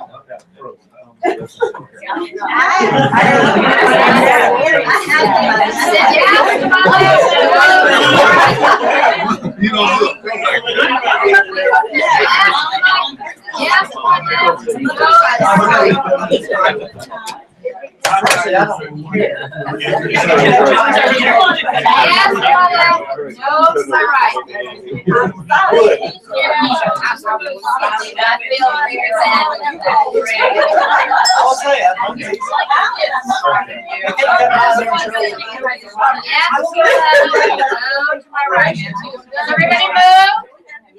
Anybody still hanging out there, not moving? Okay. Now, let's hear from the yes people first. They actually would let a totally blind person cut their hair for this job interview. Okay, who's over here on my left? Yeses. Margaret is over here. Joey. Okay. Okay. Okay, so I want to hear from some of you. Who is willing to say why they would do it? I'd like to hear from 3 of you as to why you do it. Cutting hair can kind of be a tactile type activity. You don't necessarily have to be able to see it, because you can get the understanding just by feeling. Okay. Who else? Well, you had great intentions, but you made one mistake. You didn't tell me what time frame I had, so I'm gonna go at 7 o'clock in the morning. And if I don't like it, I can go to it. At least you'll give it a try. Okay. It has a hat on, people. They were too real. I just answered the question. I just want to know how much experience. Yeah. Well, you're still over there on the yes side. That's I don't know right. about any. I figure, hair grows back. What's her job interview for pizza? I've trimmed my own son's hair. So I know his hair turned out fine. He was happy with it, and I'm not even trained, so.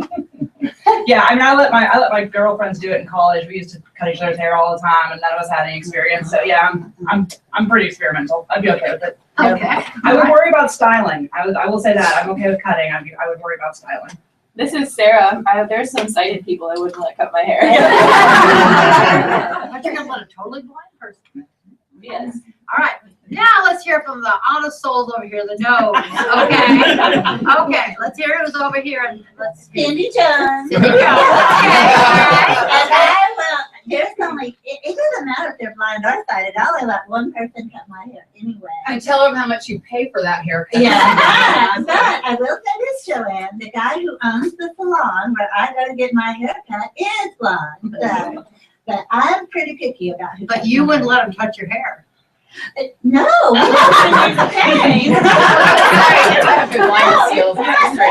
just don't want anybody.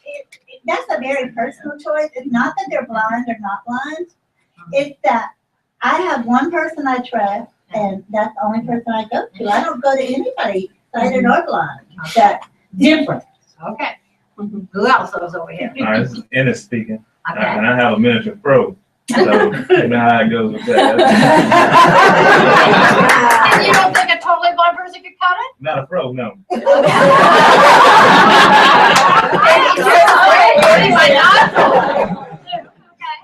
So does my twin Ennis. You've seen this hair. Okay, who else? Wendy. Okay. I'm Wendy. Uh-huh. Yep, and I typically, just write back and forth with the person with what I want, and I can be very picky about who cuts my hair. No, not just anyone can do it, but I typically have to write back and forth or communication with that person, and I'm willing to give it a try, but communication. If I can't communicate with that person, if that person gets training so we can communicate it different. Okay. All right. Another interesting aspect. Okay. Anybody else over here? Who knows? I'm extremely vain, I guess. So, I don't know. I feel so bad sitting over here, but this is where I am. This is Jessica. I use this thing because hair is a big deal for most people. Okay. So I'm going to go to my second scenario. Okay. All right. Would you use a blind electrician to wire your dream house? You finally get to build the house of your dreams. Would you use a blind electrician to wire that house? If you would, go to my left. If you would, go to my right. To be honest, too.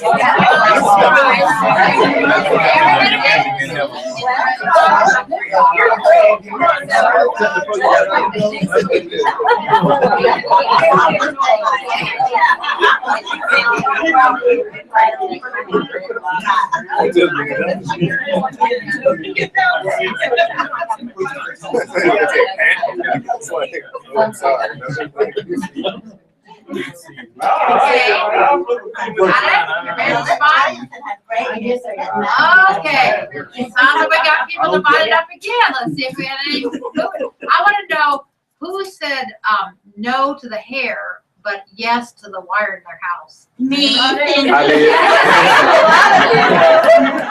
am telling you, hair is more important than hair.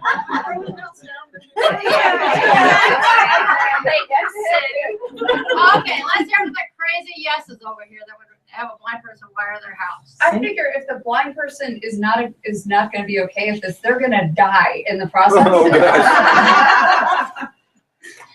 Actually, one of my favorite people on the planet is a blind electrical engineer. So, yeah, I believe they could do that.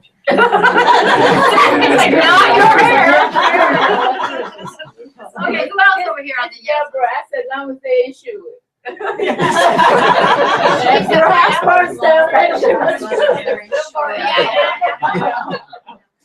Elizabeth, I figure they know more than I do. They probably pass a test. Yeah, Yeah, you have to be certified. Yeah, that's Joey, that's where I'm coming from. They had to be certified, they had to be trained. Yeah. If they've done all that, then I'm gonna trust them to do their job.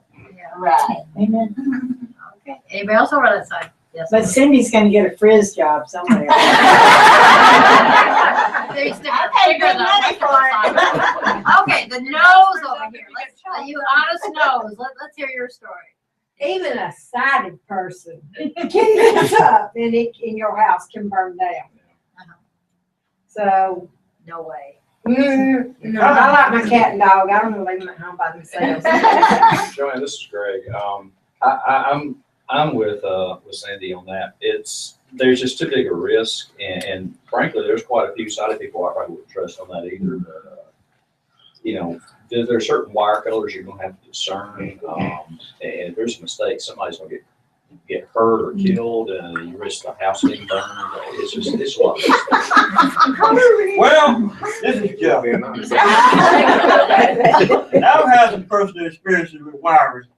I set my mother's car on fire. I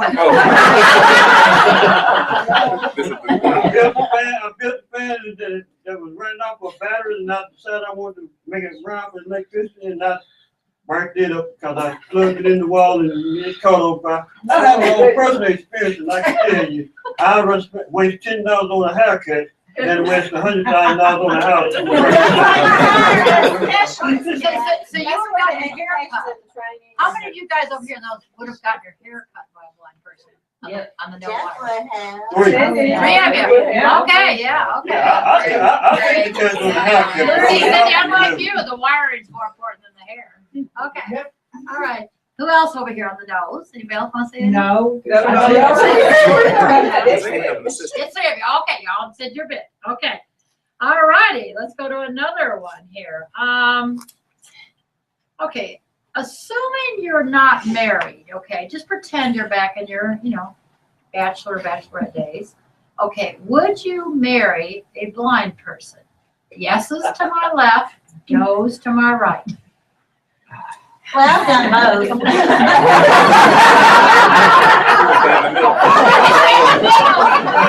You can speak to both. Yes, no way, and God, you're very blind.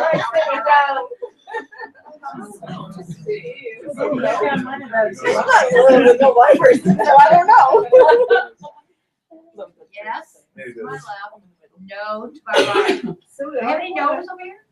Yeah, okay, good, okay. So yeses, let's hear from you. A few of you. I think when you love somebody, it doesn't matter. You fall in love, it doesn't matter. Okay. Any characteristic they have. Yeah, I agree. Anybody else? Except their hair. No, I'm teasing. Okay. Anybody else want to give up? If he got a good job. Deborah's about that money. Money making blind person. Well, the advantage would be he couldn't see how fat I was. Nobody can feel it.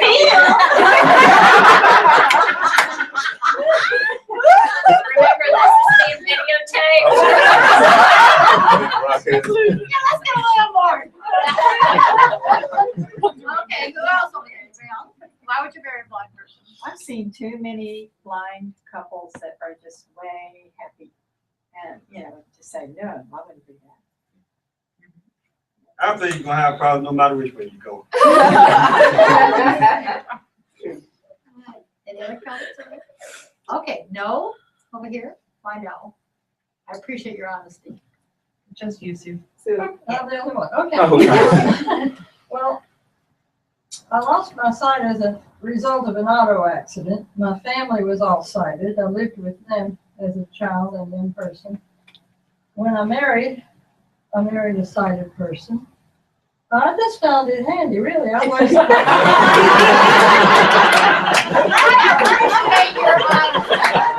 I think some of the other people think. You are honest. I like somebody who can tell me what's going on. you know, I do have a Sarah, so I can read a lot of my mail, and I've got some pretty good skills on a lot of stuff, but I like the companionship of a sighted person. Blind people are okay, but for marriage, I would prefer a sighted man. Sue, I gotta be honest with you, I'm married to a legally blind person, and she tells me what's going on most of the time. Right.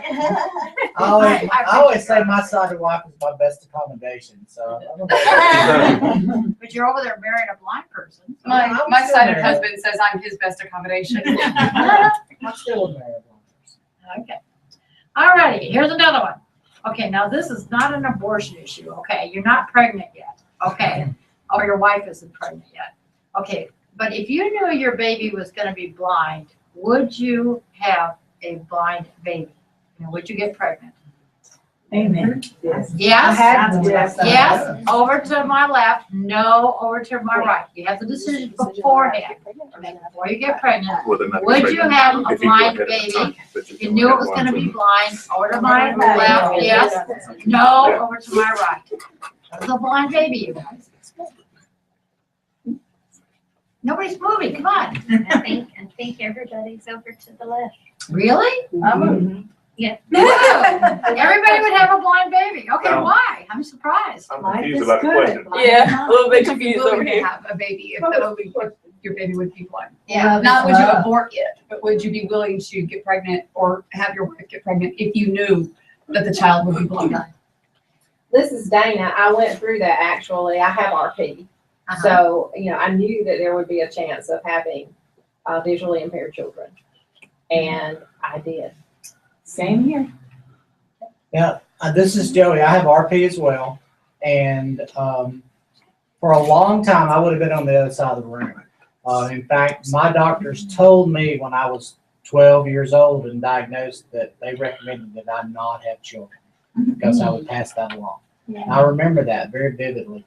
And for a long time in my life, that impacted me, and I did not want to have children. And I'm in my 50s, and I have not had children. And it was a conscious decision for a long time. But knowing what I know now, it wouldn't faze me a bit.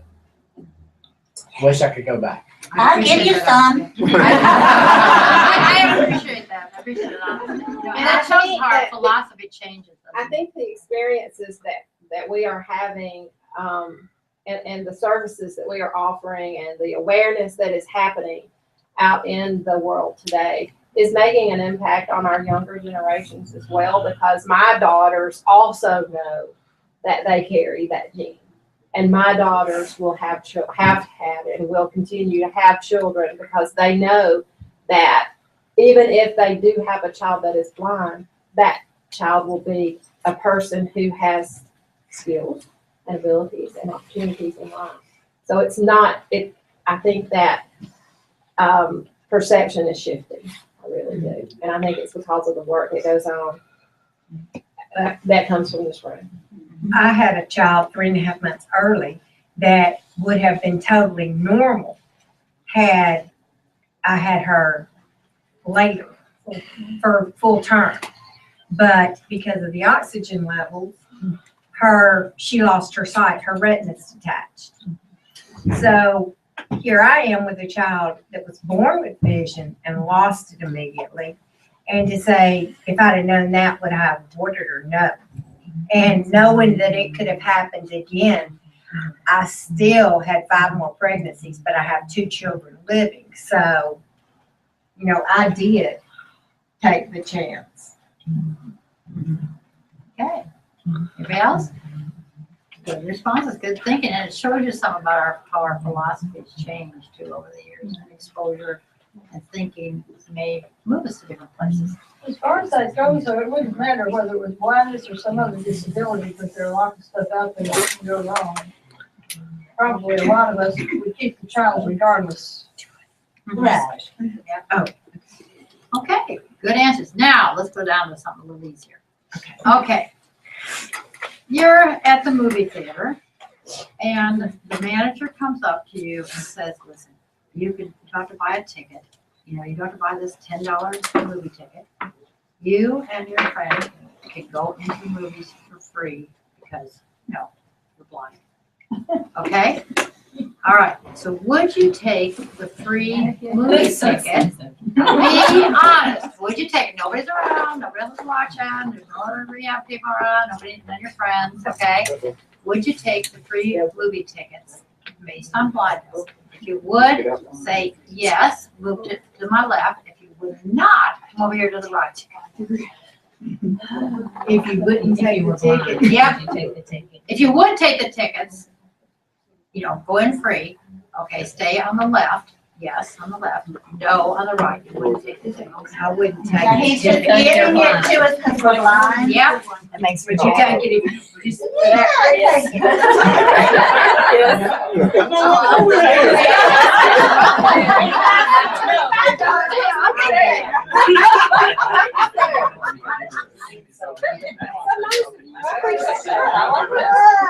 Let me get that part of my wallet. Make sure I'm Yes, yes on your left, no on your right. You would not take the tickets to my right, you would take the tickets to my left. Everybody moved, everybody where they want to be? Do we have anybody over here on the line? Okay. All right, so the yeses, let's hear from you guys. I'm taking the ticket. It cost me $25 just to get to the movie theater stuff. Okay. Well, This is Joey again. I would take the ticket, but I also would, I think I would be insulted. And I've had similar things happen. I think maybe all of us who are impaired blind have had stuff like that. And I have a funny story. My wife and I went on a cruise and they had the lifeboat drill. And we went up on the deck and we're all standing around and this man came over and said, "Sir, because you're blind, would you like to have a chair and sit down?" And I said, "No, ain't nothing wrong with my legs. I can stand just fine." And my wife elbowed me and said, "Sit down. He's just trying to be nice." but again, because of blindness, you can't. Right. It happens to us on the bus. And you can't afford to go to the movies, but I'll let them believe that if I can get in. Any other people over here on the yes side? Let's hear from you guys. I mean, this is Elizabeth. I agree with Joey. I think I'd be offended, but it's free tickets. Take it anyway. Yeah. Why would you be offended? Why would you be offended? For the reason of like he's giving us the tickets for free because we're blind, and I want to argue the whole case of like, well, I can pay for my own ticket. You know, I'm fully independent. I've got money. I can show you. You know, but the whole thing. I want to argue that. I think the free ticket gets me. But you would argue that after you get the free Yeah, ticket. exactly. Oh, by the way. I appreciate your honesty. Yeah. Okay. Can I share something? Just this is a little bit different. Yeah. But I just went to a concert this past week, and I was with two friends. And as we were going through the line, they were like searching everybody, patting everybody down, and everything. And when it came up for me to go through the line, they didn't touch me. They didn't talk to me. It was like they were going to catch it. And I was like, I was offended. I mean, it was really, I told my friend, I said, "You watch." I said, "They will not touch me." And they did not. So he had the bottle in You his could have been pocket.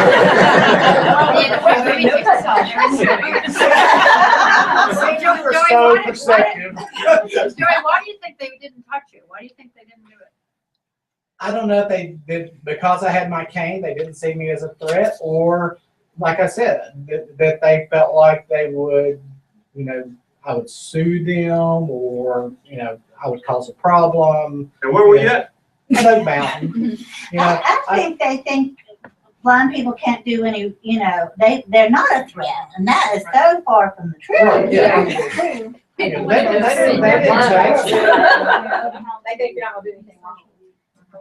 But then at the airport, I've had a TSA person break my cane down to see if I was hiding something inside. They're supposed to, yeah.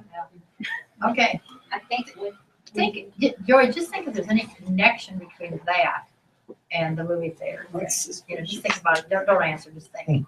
Okay, let's hear from over here, the guys that would not, I mean, these crazy rich people that would not take the free movie The ticket. first thing I would ask is, Dennis, Oh, there's somebody else over here? Yeah, Wendy wanted to make a Oh, I'm quick sorry, comment. okay, I'm sorry, go ahead, Wendy.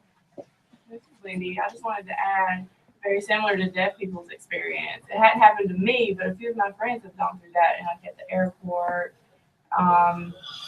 You know, it's not obvious that you're deaf, but it's pretty obvious when you sign to communicate. They'll offer you a wheelchair. You know, like, you know, same with deaf blind people. And you go into a restaurant, they'll give you a menu or something. They'll bring you a Braille menu, and it's like, you know, there's a difference between deaf and blind. So, you know, we've had similar experiences in the deaf community. Men probably have the misconceptions. This is Sarah talking. Notions about deaf or disability. This is Sarah talking, Sarah Monstead, and my husband's deaf, and he actually asked for deaf discounts when we go places. I don't know, he's not ashamed at all. And we actually just got a massage done, and they offered us 10%, and yes, we took it. Okay, so let's see now why these crazy people here are taking it. Let's hear your story. Well, this is Ennis again. I was referring to the side that's taking the tickets. Now, are they giving these tickets away because they feel like you can't view the movie? Or are they giving the tickets away because... Just give them away because you're blind. Okay, I got you. Just wanted to make sure. But Change that. no, I wouldn't take them just because of the fact that if I'm able to pay for them, I just pay. Why? I mean, that's the experience. You know, if you're going to go to a theater, you went with the intention to pay. Okay, but why not take the free one? This because I'm blind? Yeah. No. I mean, there's no... Somebody else came up, may have had a foot, and you can see they were a special shoe on, but you're not going to give them a ticket, so why should I get a ticket? What if they gave other people tickets just because they were? No. You know, they said, you know, National Disability Day or something like that, that's different. You know, just because I'm blind, no. Remind me, don't give anything free. Let's hear from these other no's. This is Carol. I think I would probably decline because of some of the same reasons that people who accept it. I would be insulted that you offered it to me because I was blind. So I wouldn't accept it for that reason. And what do you mean insulted? Why would you be insulted? Well, I'm speaking in terms of people on the other side saying they would be insulted by someone saying, I'm going to give you this ticket because you're blind. So I would not accept it for that same reason because you're giving it to me just because I'm blind. I wouldn't accept it. How would it make you feel? Well, like I said, I would, you know, are you just giving me this because you view me as a person that has a disability? Or are you giving it to me because, like Anna said, you're offering this to me because this is what we do for all people with disabilities. But that doesn't mean we're less than anybody else that's coming in and we can't afford to pay for it or we're not capable of paying for it. So. And this is Jessica. I think a lot of times folks are just, especially if you've never been around a person who is blind or deaf, et cetera, I think folks really are just trying to be nice a lot of times. Right. But I think if they see you as an individual who is blind or deaf and you decline or you start to educate them in a way too, where you can show that you are just like anybody else to a degree, because of what you said, Joanne. Obviously you don't have sight, but you know, you have skills, you have talents, you have the capability to earn, you have the, you know, you have a lot of things too, just like the person who's trying to give you the tickets. It just draws attention to the fact that you don't have sight when somebody tries to do that. Is that making sense? I feel like I've explained it very clearly how I intended, but. In fact, this is Elizabeth over here on the yeses. After thinking about it a little bit, listening to what the ladies are saying, I would move over to the no's. No, you're not. Shannon and I were kind of talking about some of the experiences at the Oak Mountain and the airports and things, and we were just chatting a little bit about it being more of a social awkwardness and people not knowing how to interact. Yeah. And so it hit me as we were all talking that, yeah, I mean, you wouldn't want to continue that. I mean, you know what I mean? Like, it could be a teachable moment. It could be a teachable moment, and that person has their mind changed. I have a daughter in college. I need everybody done. But you know, one thing you have to consider too, when people offer help, I am really careful how I decline the help or accept the help, because you can also offend people. You do offend people a lot of times when you decline their help. And I'm not saying you would accept it, not just so you don't offend them, but a lot of people do get offended when they don't get to help you like they want to. I've noticed, and this is speaking to some things that Wendy has said, a lot of times I travel with a girl who's hard of hearing. And sometimes she uses her voice and sometimes she doesn't. And she can't always understand somebody speaking back to her. So I'll help interpret. And I've noticed that folks get really frustrated and are rude with her. And it just really ticks me off. But I don't ever know when is appropriate for me to say something, or if she's not feeling that way, if she should be the one to speak up. But I think a lot of times people are rude as well. Just again, lack of education. Christine told us in sign language class, I believe it was last week, that her brother was deaf, and that a lot of times people would get angry and become hostile towards them because with him being a black male and the sign language, that people would think it was gang related. Oh my goodness. Yes, so, he did not sign a lot, and his skills are not where they should be for communication. And that's sad when you think about it, that because he's being judged by his skin color, being gang related, he did not feel comfortable to communicate. Okay, any other no's over here? Anybody else that wanted to say why the heck they won't take the free? Ever since I got, this is Carol, ever since I got my blindness training, I don't know, I was around other people who impressed upon me the fact that we are, part of our job as blind people is to educate the public. By the way we move around competently, by the way we interact with the public, especially when they mistreat us because of our blindness. And so I just feel like it would reinforce a public perception that blind people need financial help just by virtue of the fact that they're blind or need. But when it comes to, because I do have some vision, when I was in San Diego and was getting my training, we could go to the Casa del Prado dress rehearsals for $1 if we were blind, and sit, in the front 2 or 3 rows. So I thought, oh, that's great, because then I can see better what's going on. So I was really grateful for that. But looking back on that, I feel like, I've got some inconsistencies. Some of it's determined by the circumstances. Well, you can talk to them about it and still take the ticket. Anybody else over here on the no side? Anybody else up on the no side? Yes. Well, yeah, I was gonna add something to it, but just along with those tickets, it's kind of like I'm confused about the policy with property taxes and with sending children to college if you're, blind. I'm confused with those policies as well, if they don't go across the board in terms of people with disabilities. Handicap placards. Right. I kind of feel the same way. It's like, why are we being offered a discount on property taxes, or anything of that nature if you're just blind? If you're able to actually pay property taxes, that is. I think you get that, regardless of what your disability is. It is? Yeah. Because Any disability, I think, but it's still. And is that true with the college thing as well? No. Not that I know of. But the college thing is also based on. It's based on income. It's based on income. Okay. And other criteria as well. Well, I did. okay, so let's do one that would be kind of answer his questions a little bit.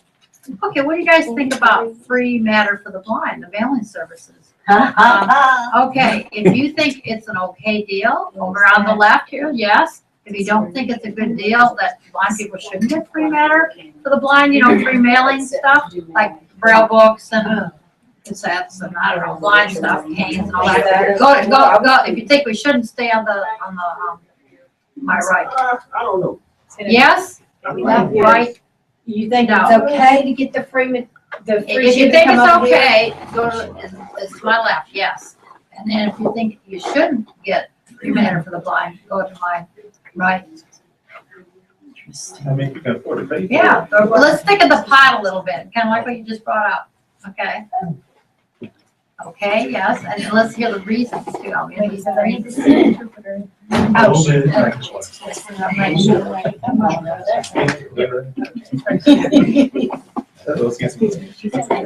moving? Yes, yes, no to my right. Yes for free Manor for the blind, my left, no. You think the blind should get free stuff?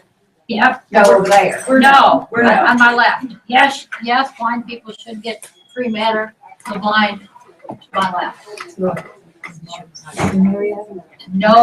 blind people should get free Manor for the blind. Blind articles. No, sorry. I do the same thing. Let's cloud it up a little bit. Let's mess it up, kind of. Okay, you guys that think it's okay, give us your reasons over here on the left. One big reason, anybody can go to their neighborhood library. They don't pay for that. They can borrow a book. That's why I feel like this is acceptable. It's not going to be for people to do their personal correspondence and pay their bills by mail just because they can't see. But since you've got the public library service in the community, I think this levels the playing field for people who want to do library reading and have to do it from the special library. It has to be mailed. Okay, anybody else come here on the list? This is Joey. I was kind of torn on this one, but my reason to stay on the yes side is kind of because of transportation and our limited access to transportation, that we are probably more dependent on shipping things and receiving things through the mail, and that it just, if we're going to do it that much, it would benefit us to have some discount or for it to be free. Anybody else over here? Yes. Okay, let's hear some people over here on the no's. Anybody over there? Will? And so kind of, I was torn between yes and no, but I agree with Joey. I don't think it should be free, but I do think maybe a discount, just because they made it more accessible to where you can print stuff out online now, and you can mail it from home, some things. Now, larger things, I know you may have to go to the post office and rely on transportation, but just as, the previous question, you guys were saying, make it equal, not just focus on blind, then it should be straight across the board for all disabilities. Okay. I have mobility problems. And for me, sometimes to get out of the car and go stand in a line at a post office or somewhere to mail something is difficult on me. But I have vision, low vision, but I can see. So why should if you're blind, should it be free? I mean, I have problems too. Well, a lot of it's equality. It's, if you're gonna do special favors for one group, shouldn't you do the special favors for all groups, all disabilities? Is blindness so special that it deserves A, B, C, D, E, F, G, and deafness only gets A and C? Or somebody who is paralyzed from the waist down, they only qualify for G. I mean, shouldn't there be a level field for all disabilities and for all people? Or where do you stop and say, okay, if people with vision problems don't want to be treated special and you want to be treated equal, then why say, I think we ought to get this, but this group only get this?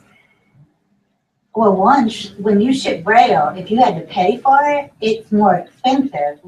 And in Talladega, a couple of years ago, we got a new postmaster who said, nope, y'all, nothing's going out free matter for the blind. And AIDB got a bill for $500,000. Oh, no. Yeah.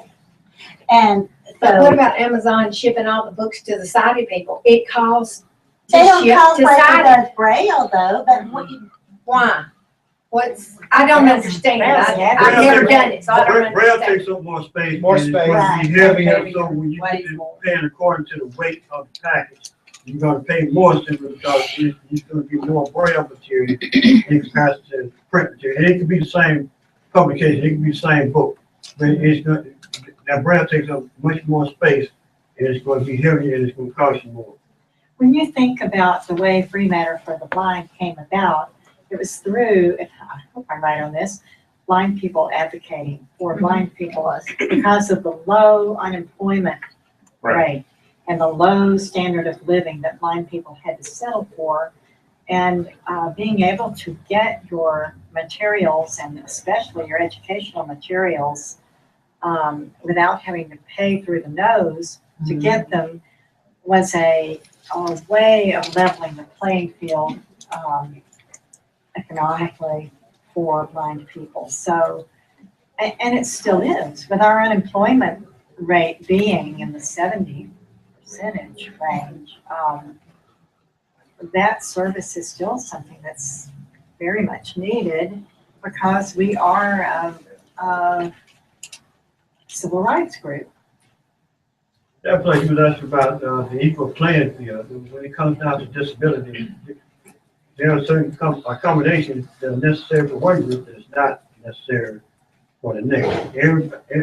Each disability has its own accommodations that's going to be, that's going to be, necessary for that particular.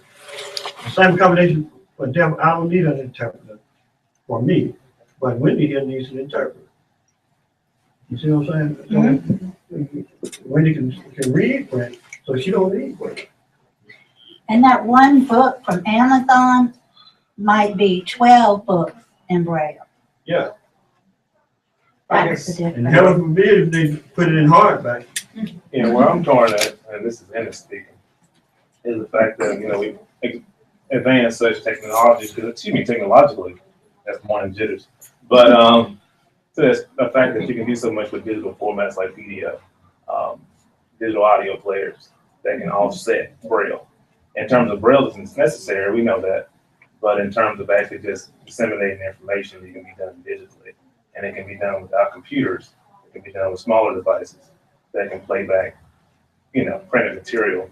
So I just feel like it's that time we make that change. As far as the access to that material, I just feel like, in terms of, again, can you afford it? It comes back to whether or not you can afford it. So if they do an income check and it says that you can't afford it, and get a free digital player or something that can play PDFs, but not make it Braille contingent. Are you ready to get rid of all the print books in the world? Well, like I said, we're talking about making access to information, not necessarily saying that get rid of Braille. I'm not saying Because that. not everybody can afford any of those devices. And those who That's what I just can said. are using them, so there's probably less free matter for the blind. Right. being used. I probably missed the question, but I was just I hear Brenda Uptain on my shoulder saying, Braille too is a means by which a person is literate. And so if they can read themselves, rather than hearing it auditorily. So, Yeah, but I may have misunderstood. Yeah, we don't want to get this into a Yeah. Braille versus whatever. Yeah. I think that we were saying. I think the public library thing over here. People have public libraries and whatever. Okay, let's think of the pot of this a little bit different. Okay. Okay, I got a couple things, two more, and then we'll have lunch. Okay, what about rehabilitation funds? Okay, I mean, almost $3 billion is spent federally to be given to people with disabilities in this country. $3 billion to rehabilitate. That's not even counting the state matches that occur, another 20% state matches. So billions, not millions, billions of dollars are spent every year to rehabilitate in the rehabilitation system, your jobs, okay? to work with people with disabilities. Is that a good thing or not a good thing? If you think it is, yes, over to my left. No, you think maybe we should do away with rehab, over to my right. I'm just kidding, my lord. Wow,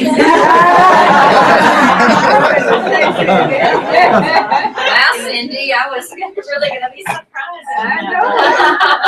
Left there, right over here. I need my pen. Yeah. Is it well, or is that too much money? think it's like- You don't have to set special stake. Yeah, exactly. Okay, left, Somebody's getting left, married. wants I know, rehab. No, is there anybody over there? No. Right? Nobody over there, okay. All right, let's hear your reasons. How does rehab different from the movie theater thing and even slightly the free matter thing? What's the difference? Joey, can I start? When I was in school, learning to be a rehabilitation professional, one of the things that struck me was my professor said that when we rehabilitate a client and they become a tax-paying citizen, and you mentioned this yourself, that the money we spend on a client is an investment that is, I think, 7 to 8 times payback. That individual, when they go to work, will pay back in taxes $8 per one that we spend. Anybody else? That was perfect. Perfect, I agree with you, perfect, okay.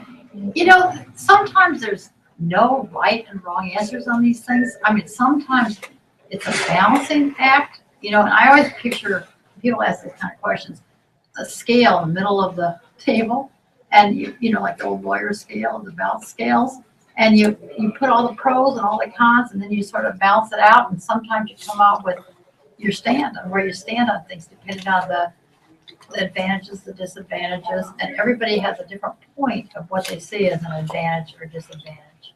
Okay, and going from the movie theater to the rehab thing kind of shows you that there's a different purpose or a different set of balances that go on the scale based on these 3 different questions. Okay, I'm gonna ask one more and then lunch is here, okay?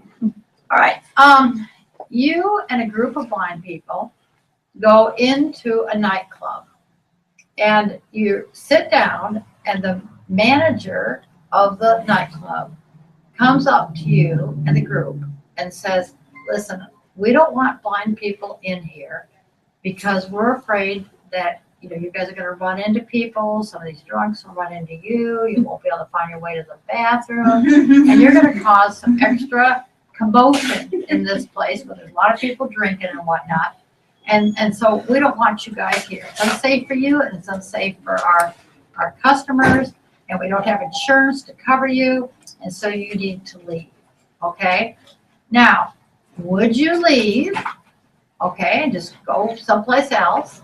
If you would, you stay on my left, okay? If you wouldn't, okay, and you'd come up with some other action, go to my right. If you would leave, you know, saying, okay, this guy doesn't want blind people in this place. If you would leave, go to my left. If you don't stay, go to my right. Stay. My responsibility.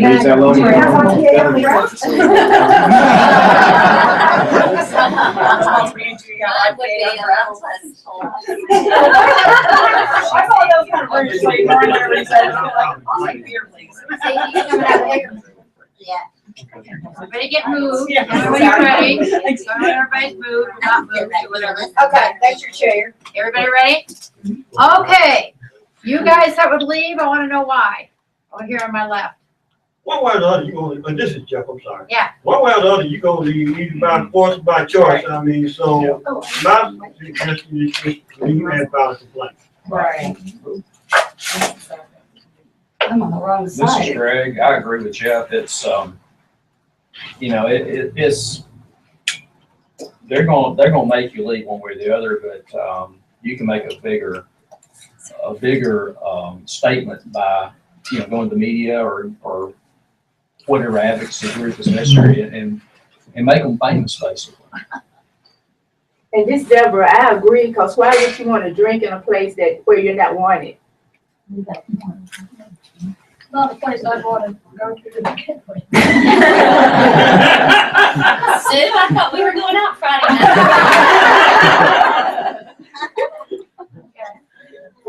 So you guys would just leave, some of you would file a complaint afterwards, and some of you wouldn't do that, or just leave? Okay, you guys would stay, I wanna hear your reasons. This is Anna speaking. I'm with the We Shall Overcome group. Amen. It's the same reason I was staying there. It's the same reason I was staying in the restaurant. They didn't want me there, so that's where I'm coming from. As a person who's been asked to leave several places because I'm so obstreperous with my guide dog, my heckles really get up on this one because it's a violation of a person's dignity. It's a violation of the law. And I've been told before, we're going to call the police if you don't leave with your dog. And I just tell them, okay, I'll call the police. It's ridiculous. If you're behaving and if you are, if you're a person who can get into a place like that without causing a ruckus and needing assistance and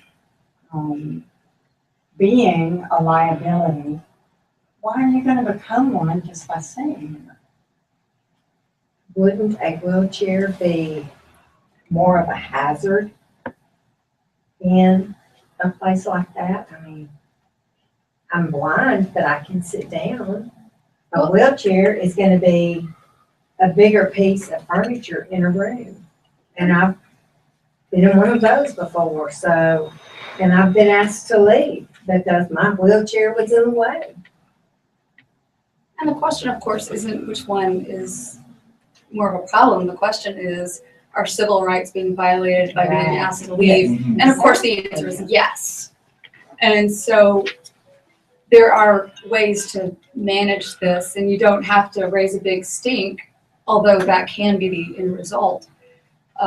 But you don't start out by being obnoxious and belligerent. Right. You start out by saying, look, we're not going to cause any problems. We're not going to cause any. And of course, I've not been in the nightclub incident, but I have definitely been in lots of incidents like this, including one that took place on an airline where I was seated in the seat to which I was assigned and told that I need to move. And I didn't. And that was a little bit of a lengthy issue, but I ended up not moving. And flying to Ohio. But you start out by explaining your civil rights and that everything is fine, you're not going to cause a problem, and you're delighted to be in the establishment. And what you'd really like is cider, please, thank you. And you just try to stay calm. And if the person won't serve you and it's difficult, then you ask for the next level up. And if they choose to make it a law enforcement issue, then you say, well, great, just, I'll be happy. And you pull out your cell phone and offer to call the cops for them. And you just maintain calm at all times, and don't let it get out of control. Maintain calm, because been there, done that. Mm-hmm. And if you do choose to leave, you can always tell them, my friend who's with me said your restaurant's really dirty, so I'm going to go to the one next door. I tell them I've been thrown out of better places. But that happened to me in a casino. I was just walking to another slot machine, and this security guard told me I couldn't be on the floor by myself. Oh, wow. I'm like, excuse me? And I mean, they were ugly, but I stayed calm, and I said, well, I want to talk to your boss and your boss. And we got it all resolved. But even after his general manager of the hotel talked to this man and said, we can't treat people like that, he still didn't get it. And there was nothing I could have said that would have made him get it. But he got, I got to stay in the long run. But that was his ignorance. I want to ask you guys something. Is there anybody over on the no side that you wouldn't leave? Okay, the side I just spoke. That also said they would take the free movie tickets. Yeah, that was me. You? Yeah. Me? Yeah, Me. Elizabeth. Okay, Yeah. okay, Well, you changed your mind. okay. So there's That's how true. many, 3 of you? Elizabeth and I? Uh-huh. Okay. Just something to think about, and we won't talk about it right now. Is there any connection there? You know, remember one of my, at least my personal philosophical viewpoints is if you want equal rights, you take on equal responsibilities. Okay, so just think about why we're doing this kind of stuff, okay? This is kind of fun stuff you can do with students and clients and groups and stuff that you can do yourself in a million different situations you can give at different levels and different degrees of it and that kind of stuff. But just you think of it as a technique. It's also a way for people to think through, because we talk this broad thing about our philosophy, but it gets down to specific situations. How do we put it into play? And at different times, for different reasons, we do different things. Like I said, there's no right or wrong answer. It's where you're at that moment. Okay? All right, let's break for lunch. And we'll get into some other Guys, stuff. this is how we're gonna do lunch, okay? I have a list with your names on it, what you individually ordered. All the lunch items are outside.